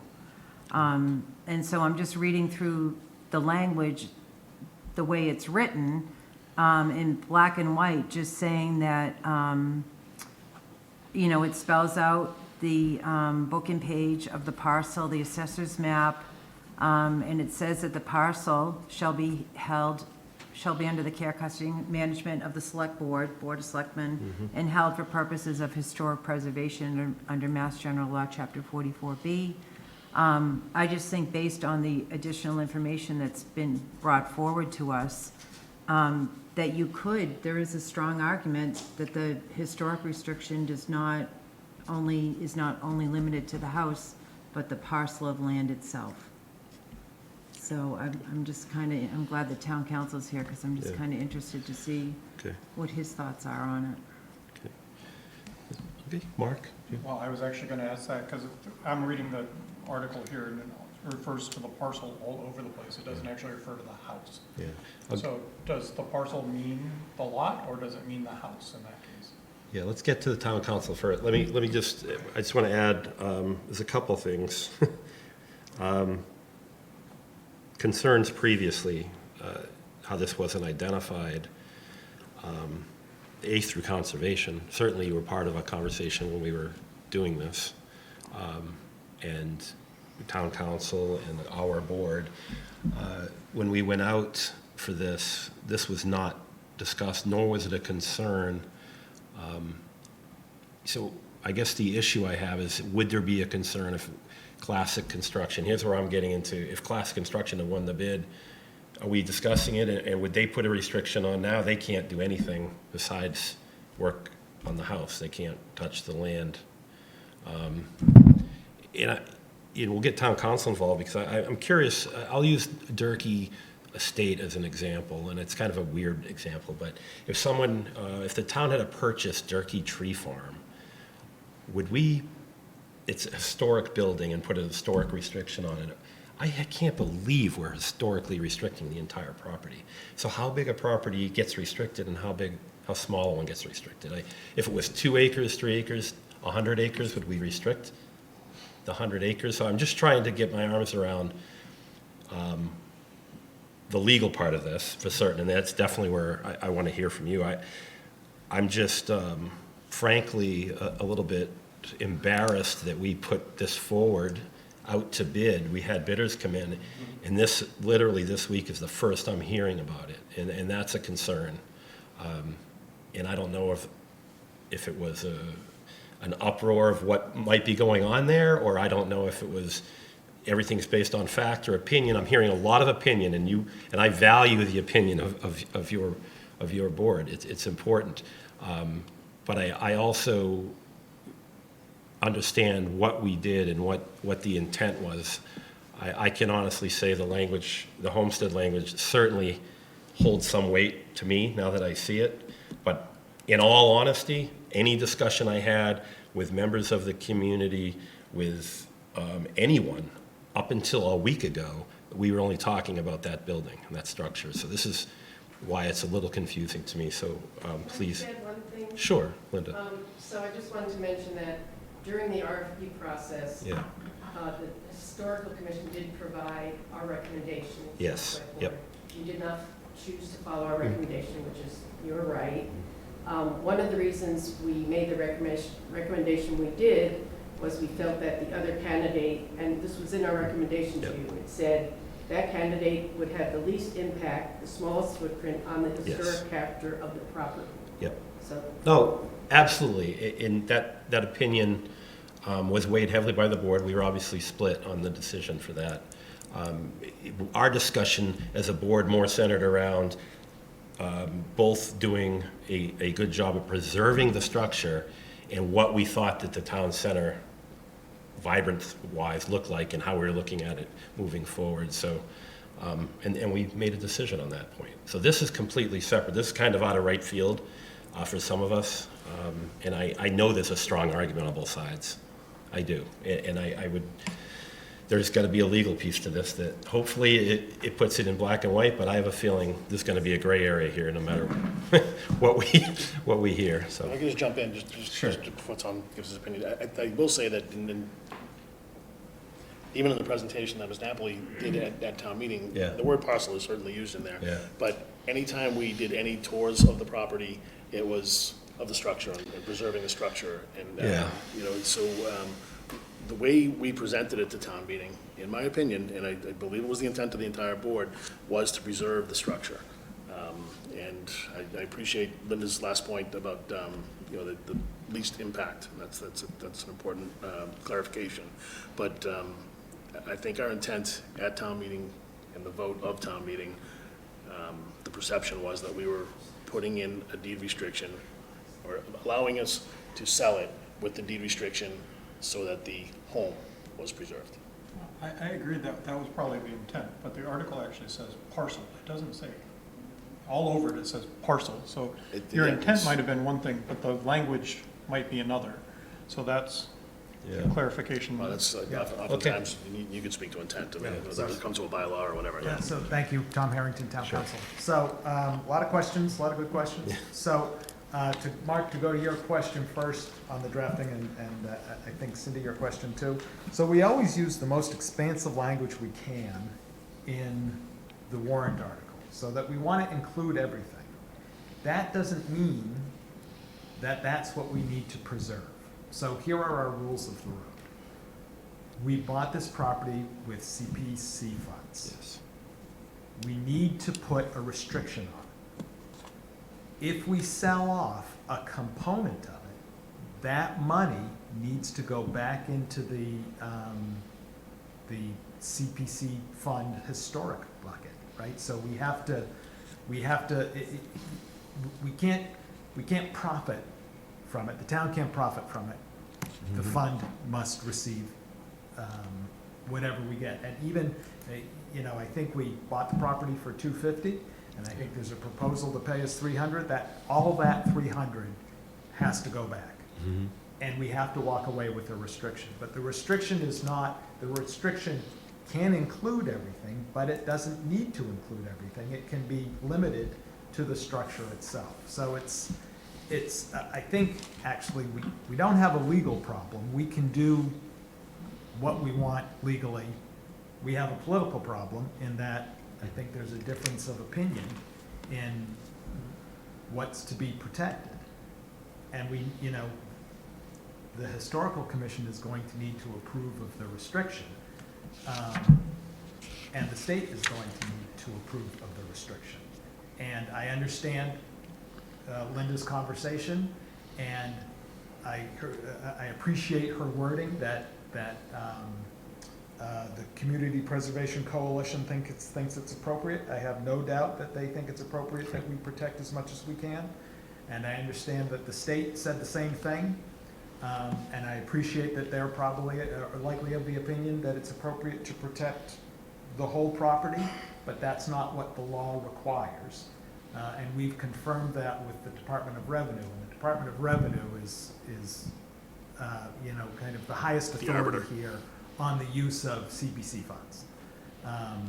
So we are entitled to protect just the structure, and we are entitled to do what we want to do with that back land, as long as the revenues that we make there go back into the CPC fund.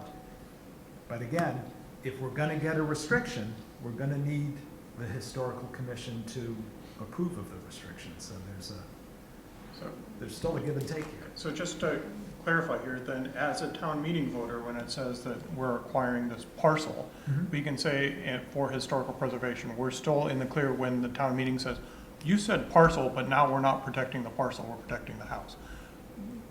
That's another political problem outside of the Historical Commission, because what we told in this town meeting article says parcel. But when we described it, we were talking about the house. That's not, what it was voted on says parcel. So it's a weird line we're trying Yeah. to split. Tom's point, that was the broadest language Yeah, possible. but why would you do that? Because that's not what you're actually saying we're doing then. Because, so the problem there, Mark, is you don't walk into town meeting with a historical preservation restriction drafted. Because it's on some level putting the cart before the horse. We don't even own the land, so we don't put in that legal time, and I guess maybe the commission time, to come up with the restriction. We don't know even who's gonna hold the restriction. So we draft as broad as we can so that we can include everything. But legally, we need to walk away from this deal with a historic preservation restriction, but it does not include everything. That's what we use the funds to purchase, and I would suggest that as much as your point is we're describing the restriction, we're also describing what we're purchasing with CPC funds. Okay. So what changed? What is the difference now? This is in front of the board today, obviously. What, you talked about a political decision. Well, the political decision really was made on deciding who gets the bid, if you want. What is before us today that needs to be decided that we haven't already decided on?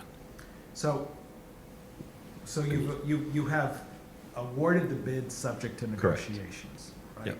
So we are in negotiations, but Yep. part of negotiations is coming out of this with an historic preservation restriction.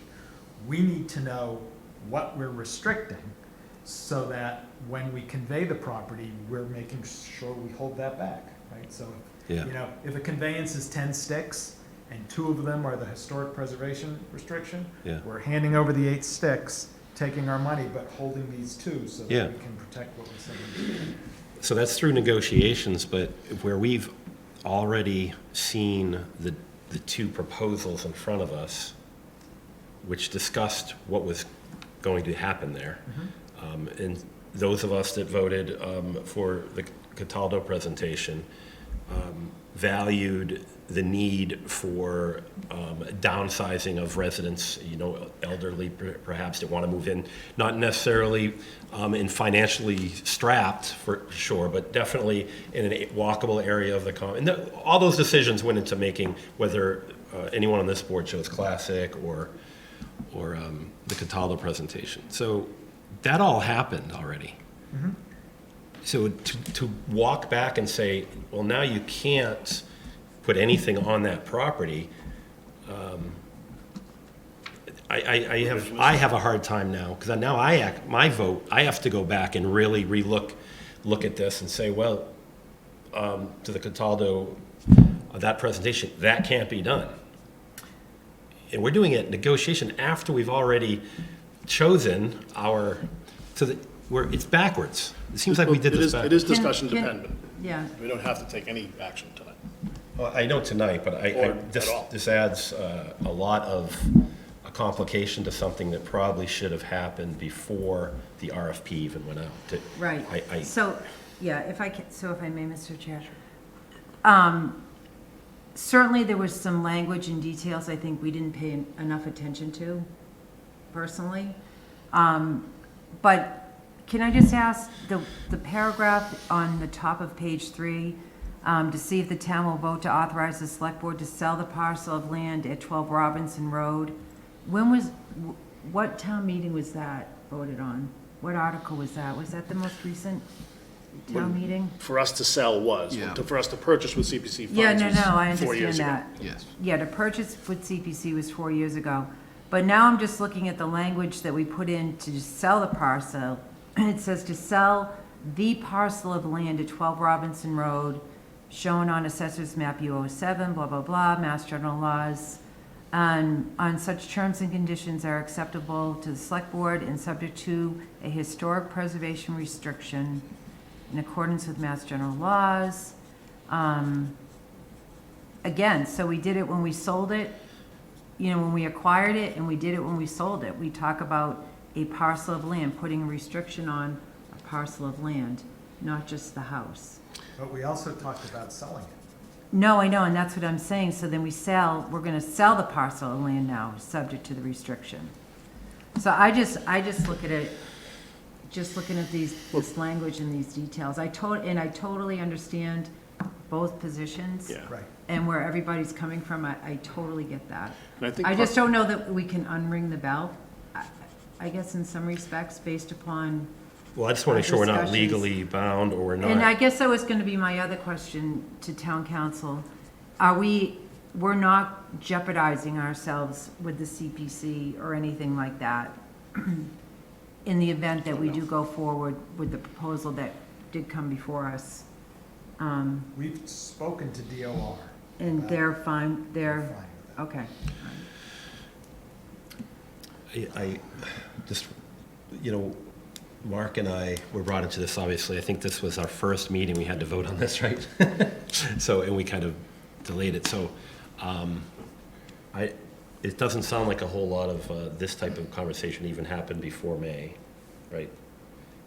We kept talking about this, but no, there wasn't this much in depth of a conversation, although I do think, during that meeting, when we voted on the RFP, and we actually continued that meeting, I believe. Yeah. We didn't make a decision Yeah. that night.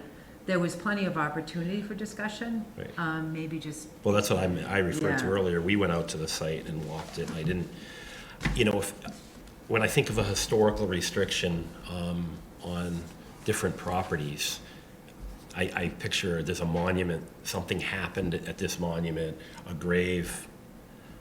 To me, that just seems like when land gets involved, when we're just talking about a structure on a piece of property, that's where I get a little confused because, and I'll go back to my previous statement, how big does that property have to get before it's not historical? What if it's a historical farm? I need to know so I can make a decision on Let me put it a something. different way, so to kind of just frame the discussion differently.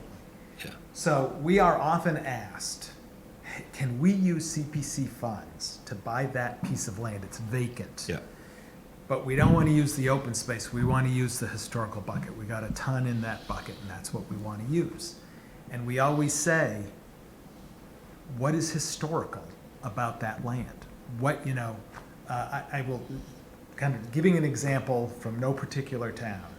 We're going to repair a garden, and we're going to use CPC funds to do it. We're going to use out of the historical bucket. And it said, we need a determination that this garden has a historical component.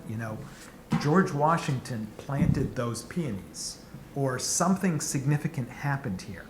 But you can't create history, right? You can't make it up. It has to exist. So if you remove the house from this and just look at the land, if you had said to me, can we buy this parcel of land, 12 Robinson Road, take the house out, can we buy this parcel of land? I would have said, we need a historical component to go with the land, okay? Otherwise, no, we can't do that. That's not to say that you can't include the parcel, in the historic preservation restriction. It's just, you don't have to.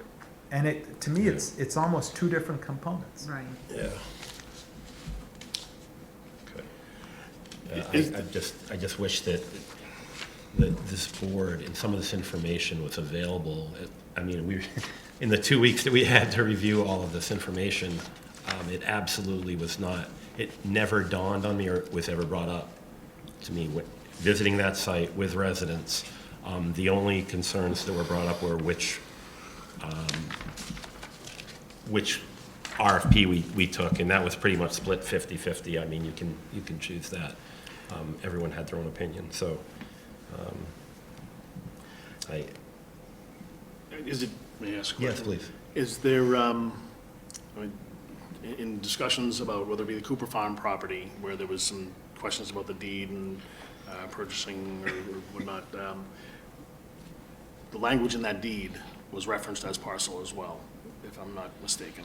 That's just standard. Standard language but there's a Right. farmhouse on that property, and that property, when we conveyed it, was referred to as a parcel. And Right. to your point earlier, it's a broad statement so that he can cover it all.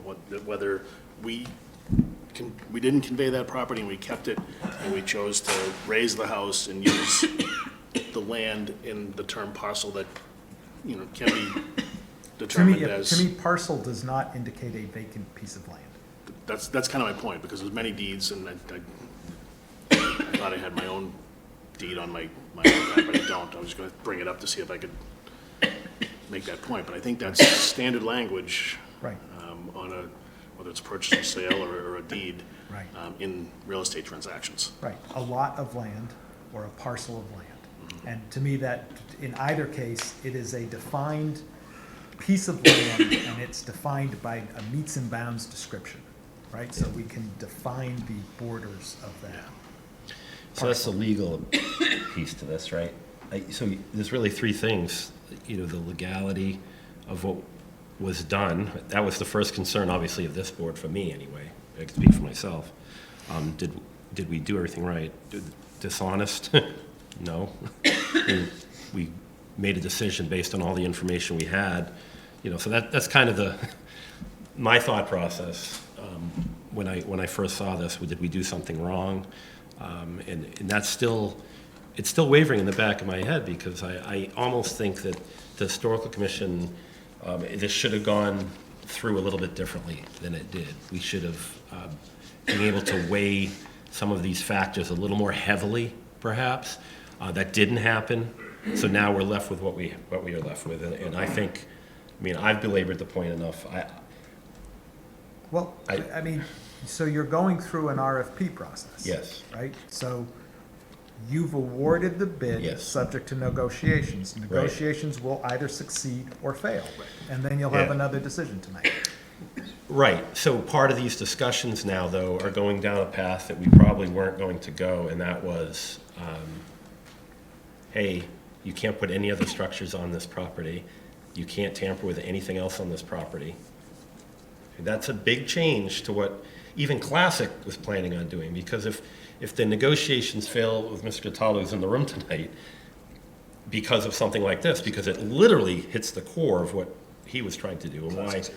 And is Classic here? Thank you. See you in the back. I'm concerned that if Classic wanted to do anything with that structure out back, which I think we did ask, and they had no plans of maybe in the future they might do something with that building back there, that now that becomes a problem potentially with doing something with that structure, where we have another person back out of this. So we're back to square one. No, we're Please, not, Linda. because in the deed restriction, it says that the concrete structure is not part of the, Yep. that can be torn down.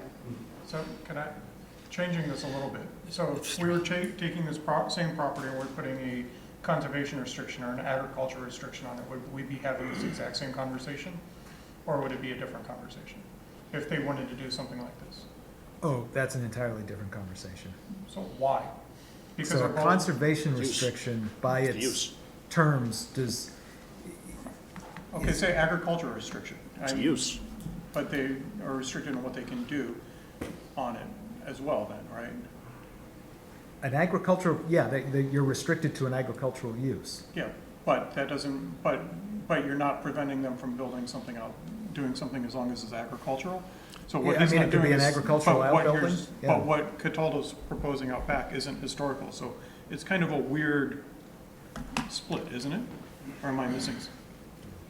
So I guess, so of the three restrictions, right, I think the historic preservation restriction is, it does kind of stand alone. Agriculture and conservation are not dissimilar in that they're protecting land and it's focused on a use. The historical preservation restriction is intended to preserve something that we deem significant. Historically. Right. But it's not, so it's, and then it allows whatever else to happen out there that you choose to allow to have happen out there. I mean, there are times when we preserve a mantelpiece, right? So the preservation can be an interior feature or an exterior feature, and it can include land. You know, there are historic parcels of land because something historic happened there, but it doesn't, you know, it typically is a component. Yeah. I mean, we've just been given a legal opinion that, as of right now, I mean, we obviously are in the middle of negotiations. It doesn't change anything that we have done up to this point. And I know conservation historical, committee has an opinion, and I don't think your opinion has changed. You've got more information for certain, but I don't think your opinion changed regarding who you would have chosen, and you made that very clear before. So besides, I don't think we have any other decision here to make tonight, unless there's somebody no thinks action. there's some action or some motion. I just don't know where we go forward besides continuing to negotiate with Mr. Cataldo and having discussions about the structure and moving forward. I'm not seeing, yeah, please. I mean, I think you're gonna meet and discuss it.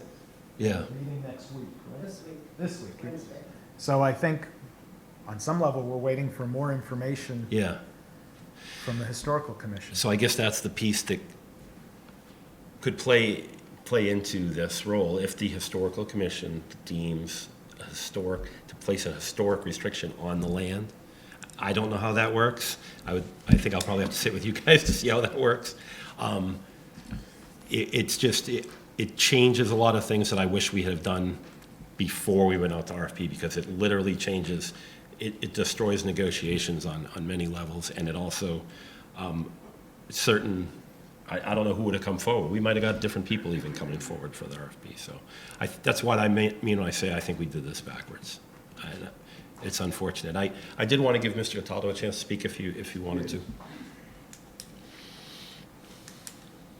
Board members, I just want to, Just identify yourself. Yeah, go ahead and identify. I know I called you by name. Joe Cataldo, 41 Robinson Road. I just wanted to reset what was in the RFP, Yeah. and I'm going to read this. This is on page 4, property reuse. The town has set the following preferences for reuse of the property in descending prioritized order. Maintain historic significance of the structures as required by permanent preservation restriction. Enhance the historic significance structure, enhance the historic significance of the structure, e.g. preservation, restoration, rehabilitation. Community benefits / public use, examples, cultural arts center, community center, affordable housing, meeting space, participation in community-wide events or programs, nonprofit use, private use, business or personal. Next to last, compatibility integration with proposed plans for revitalization of Littleton Town Common, see Littleton Master Plan and Town Common Revitalization Roadmap Report, innovative ideas for reuse. So I took this, I went to an architect, I went to a lawyer, we provided plans, we called the Historic Commission. There's no question the Historic Commission is not in favor of what I proposed. There's no doubt about that. That's fine. I said what I am willing to do. I'm willing to preserve the fireplace, take the woodwork off, pick up the floors, redo them. I've had these conversations. We're not reinventing the wheel here. The house is not habitable today with current building codes. You cannot get upstairs safely. I said all along, I haven't hidden anything. I met with the neighbors. I talked with everybody about what we intend to do. There's nothing hidden here. Back to the house has to be taken apart from the back so that you can get access safely and meet code upstairs. That's what we planned on doing. That's what we still plan on doing. If this is going to be a roadblock, which it's really apparent to me that it is, so that we can't move forward, then I'll go away. But I don't think what I presented is anything different than what you folks put in writing. And the frustrating part is here we are 120 days later, and we're back to square one. This is what you folks asked for, and this is what we presented. And I really feel like we deserve, to move forward with this. And that's really how I view it. I'm in the game. I'm ready to go get financing. I'm ready to go before the planning board. But we stopped when we got this email, because what's the point moving forward if we can't? So I would just appreciate you folks acknowledging this, and I'll give it to the town administrator, but this is in your RFP. I pulled this off of the RFP this morning. Thank you, Mr. Cloud. Right. I don't think I, I mean, it's discussion dependent, I don't think we're gonna take any action based upon the, council's, investigation. DOR says that we're in compliance with CPC, determination of the definition of parcel as it relates to, our town meeting warrant article. I don't think we have to take any action, I think move on. okay. Do you have anything else to? No, I don't have anything else to add. Yeah, I agree with Mr. DeCosta. I don't think there's any action that we need to take. I agree, we don't have to take any, I just don't know how this moves forward. Or we're just waiting for the historical commission to vote and So then based on what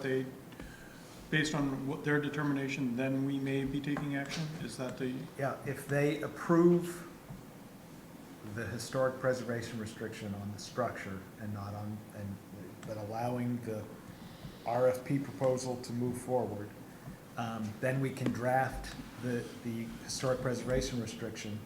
Based on that, go through the approval process and tie that into the purchase and sale agreement. Yeah. If we don't get that, then we can't, because they need to sign it. So if they're not gonna sign it, it's not worth drafting. Tom, how's that not part of the RFP? I don't understand. It's kind of the tail wagging the dog. I just can't imagine that would have literally been written into the RFP. It's a draft. It was a draft restriction. It still is a draft restriction. Yeah. For the land? No, just for the structure. Sorry, Linda. Okay. It existed. It's been around for a while. And it always just protected the structure. And the RFP did become before the board. It was, I could be wrong, but there were no questions when the board was discussing that. And I think it may have been more than one meetings where the RFP for 12 Robinson Road was discussed. No concerns were raised at that point in And time. that was published. And it was published, right. Okay. All right, I mean, part of this is to be continued, and I just need to continue negotiations. Obviously, we need, the building's nothing's happening to the building besides it's getting older and potentially damaged more by sitting there doing nothing, but. Can I ask town council a question? Yeah. Given the fact that we are down the road, 120 days post-decision to award the RFP, so negotiations have stalled for reasons that have been stated. Can I just correct something? Certainly. You've awarded the RFP. Correct. Subject to negotiation. Correct. Okay. Yep. All right, sorry if I wasn't clear. Should we move forward and come to an agreement through the negotiations, but the Historical Commission isn't willing to grant the historic or hold the restriction as the owners, the care, custody, and control, again, lies with the select board. If this is what our intent is, this is what we're hoping to do, this is what we've awarded and we've negotiated, is there another path? Can we hold a restriction? Is there another agency that can hold a restriction? Or can we give advice to our Historical Commission to say, this is the intent of the town fathers, Right. the town leaders, Right. to move forward with this proposal. Negotiations are complete, we want to move forward, we want this to happen. What are our, You can get another entity to hold the restriction. So it doesn't have to be your historical commission that holds the restriction. We might need to tinker with the town meeting vote, I'd have to go back and look at that. okay, And I need to check on this, but I think they still need to sign the application to the state historic commission for approval of the Right. I guess the board, our board needs more information from the Historical Commission on what your authority is to restrict the land on that particular property. especially since DOR is opined. Right, where we have a DOR opinion.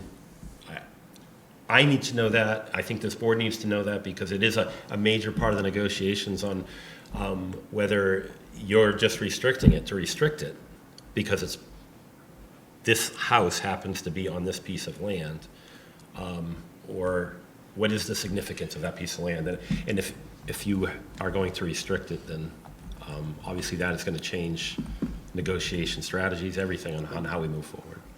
So, Mr. Cataldo read and I know. submitted the RFP, and Yeah. the reason that, I believe, part of our arguments for why we chose Cataldo Builders as who we wanted to move forward with negotiations was the fact that it met that second to last, that last criteria Yes. about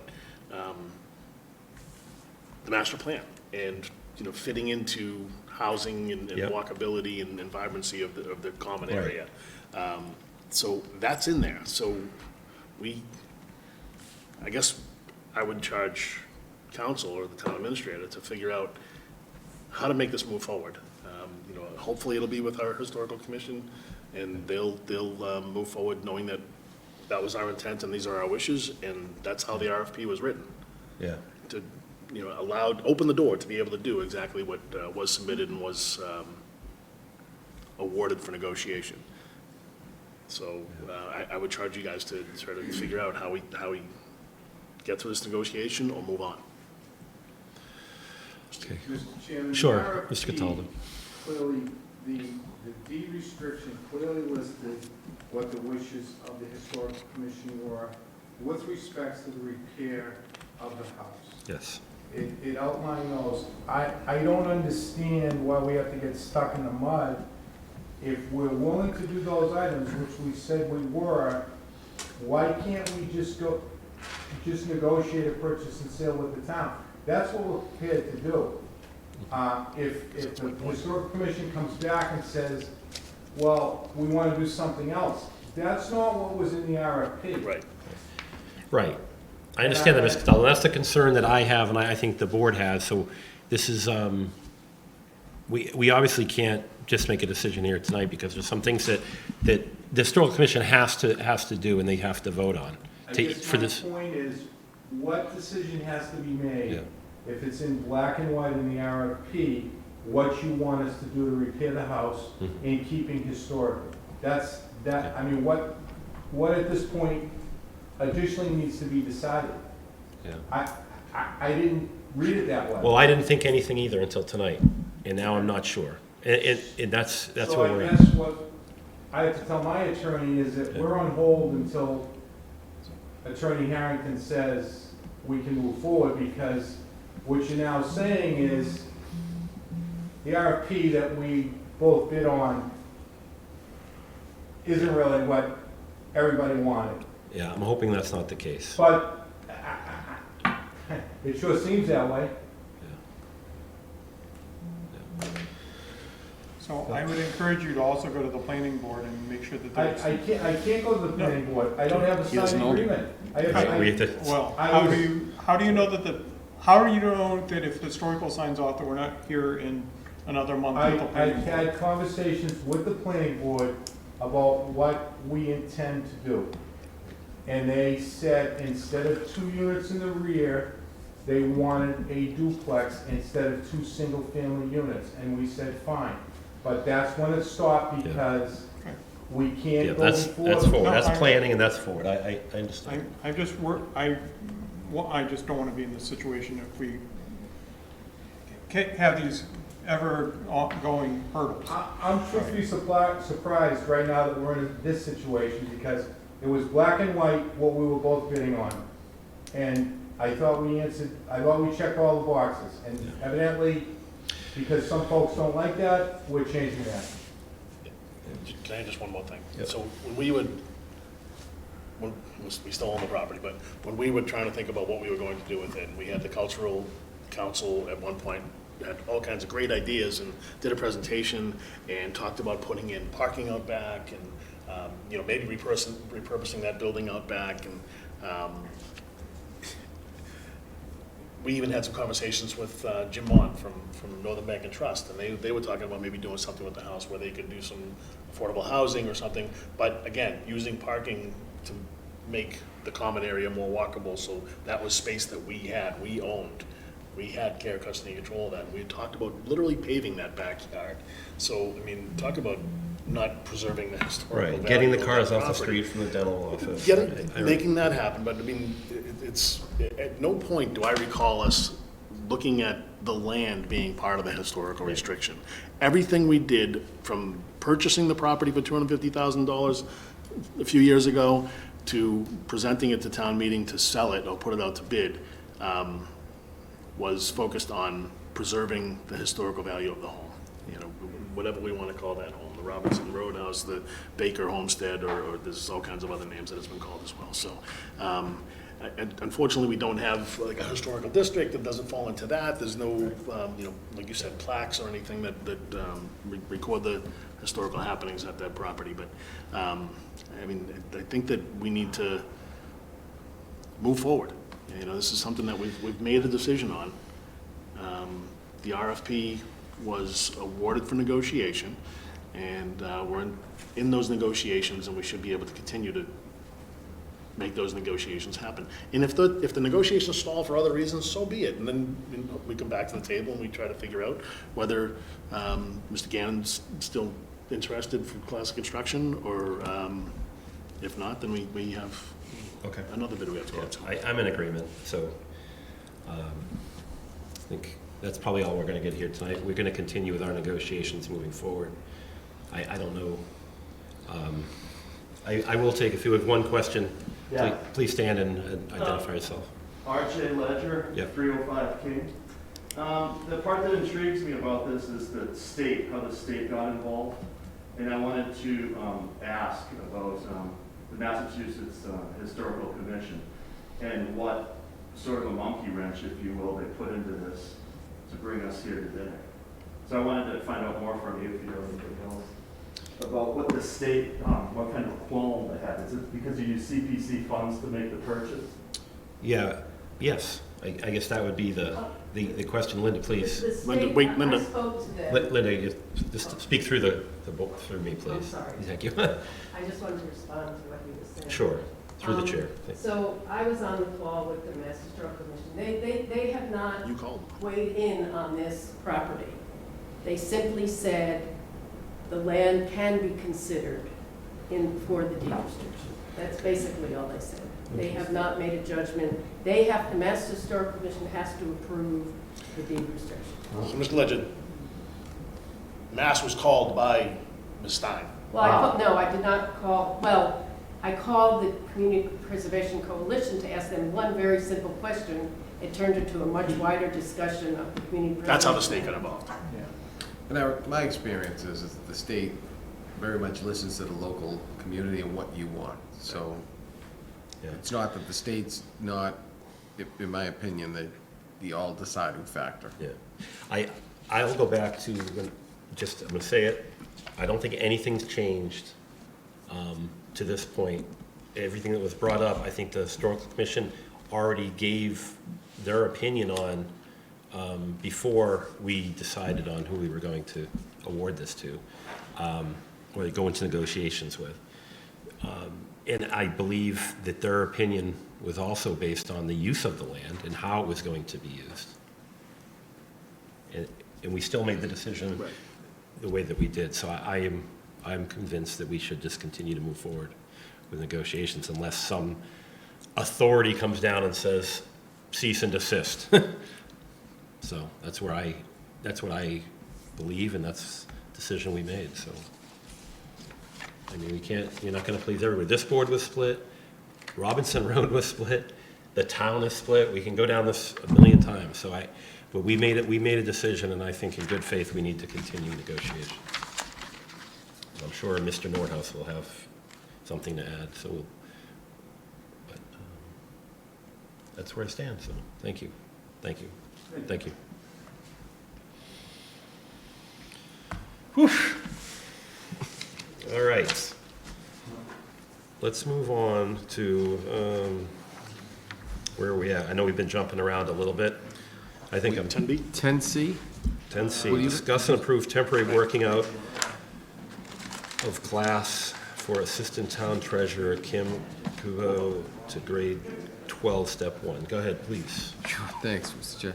So, as we spoke earlier, with Sean leaving and Steve filling in, Steve was gonna fill in, part-time, and there was still additional duties that needed to be picked up. Kim Corvo has been fantastic. She's been, she was great in the fire department. She's even better as an assistant treasurer and payroll.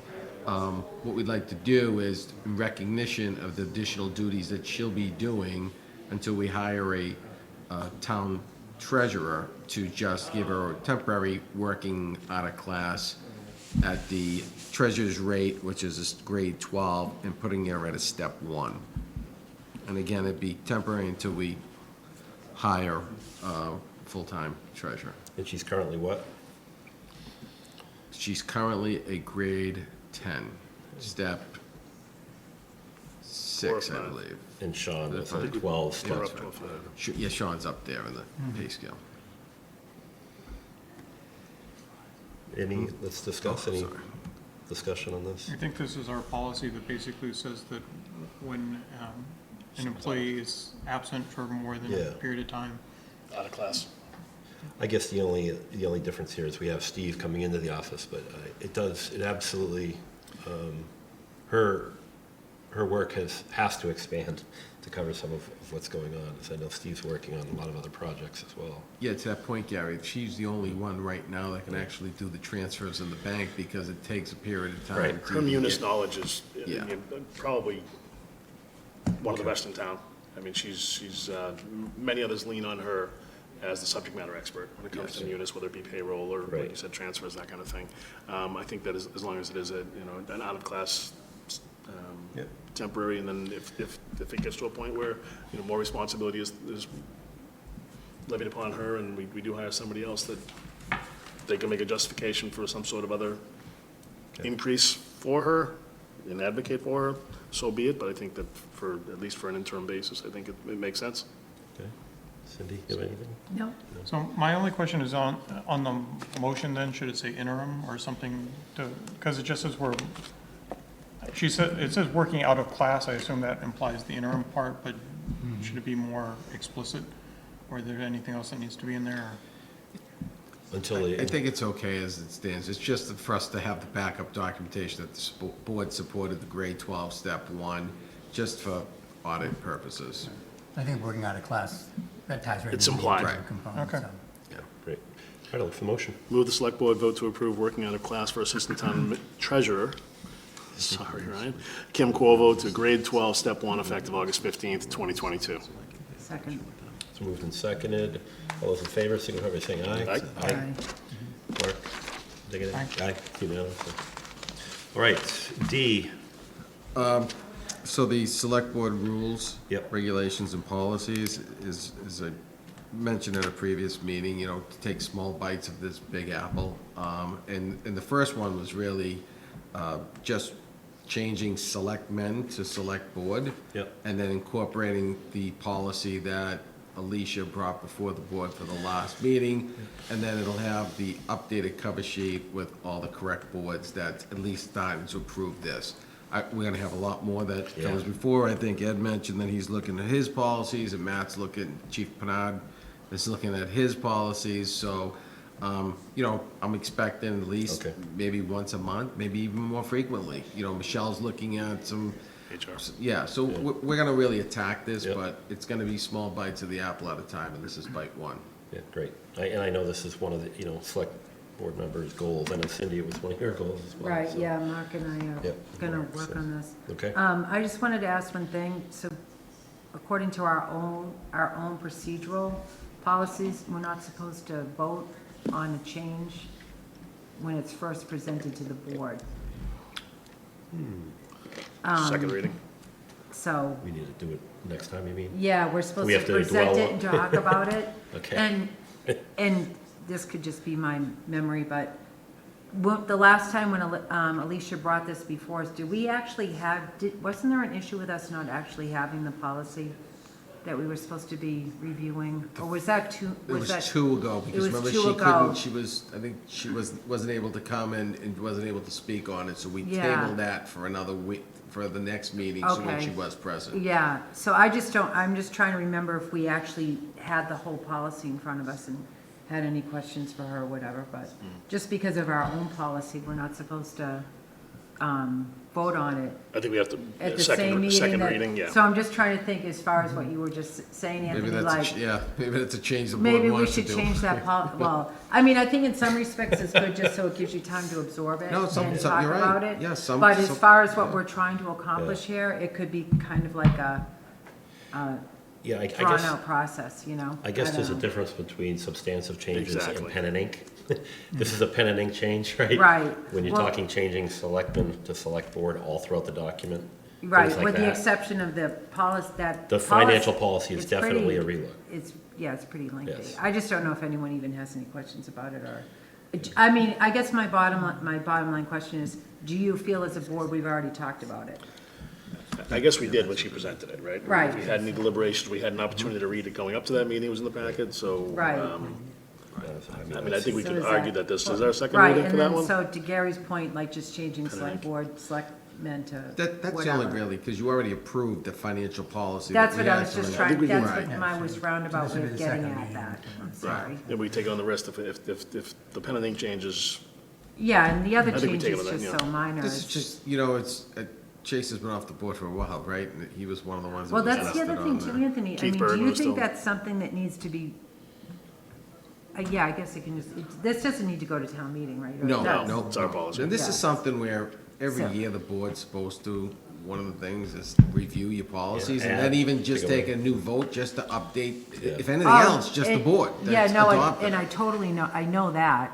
I'm just trying to think too, like, I think it should just become standard after every town election. Yeah. The next meeting, that page gets voted and changed. Yeah, It great just needs point. to happen, And then we, you know?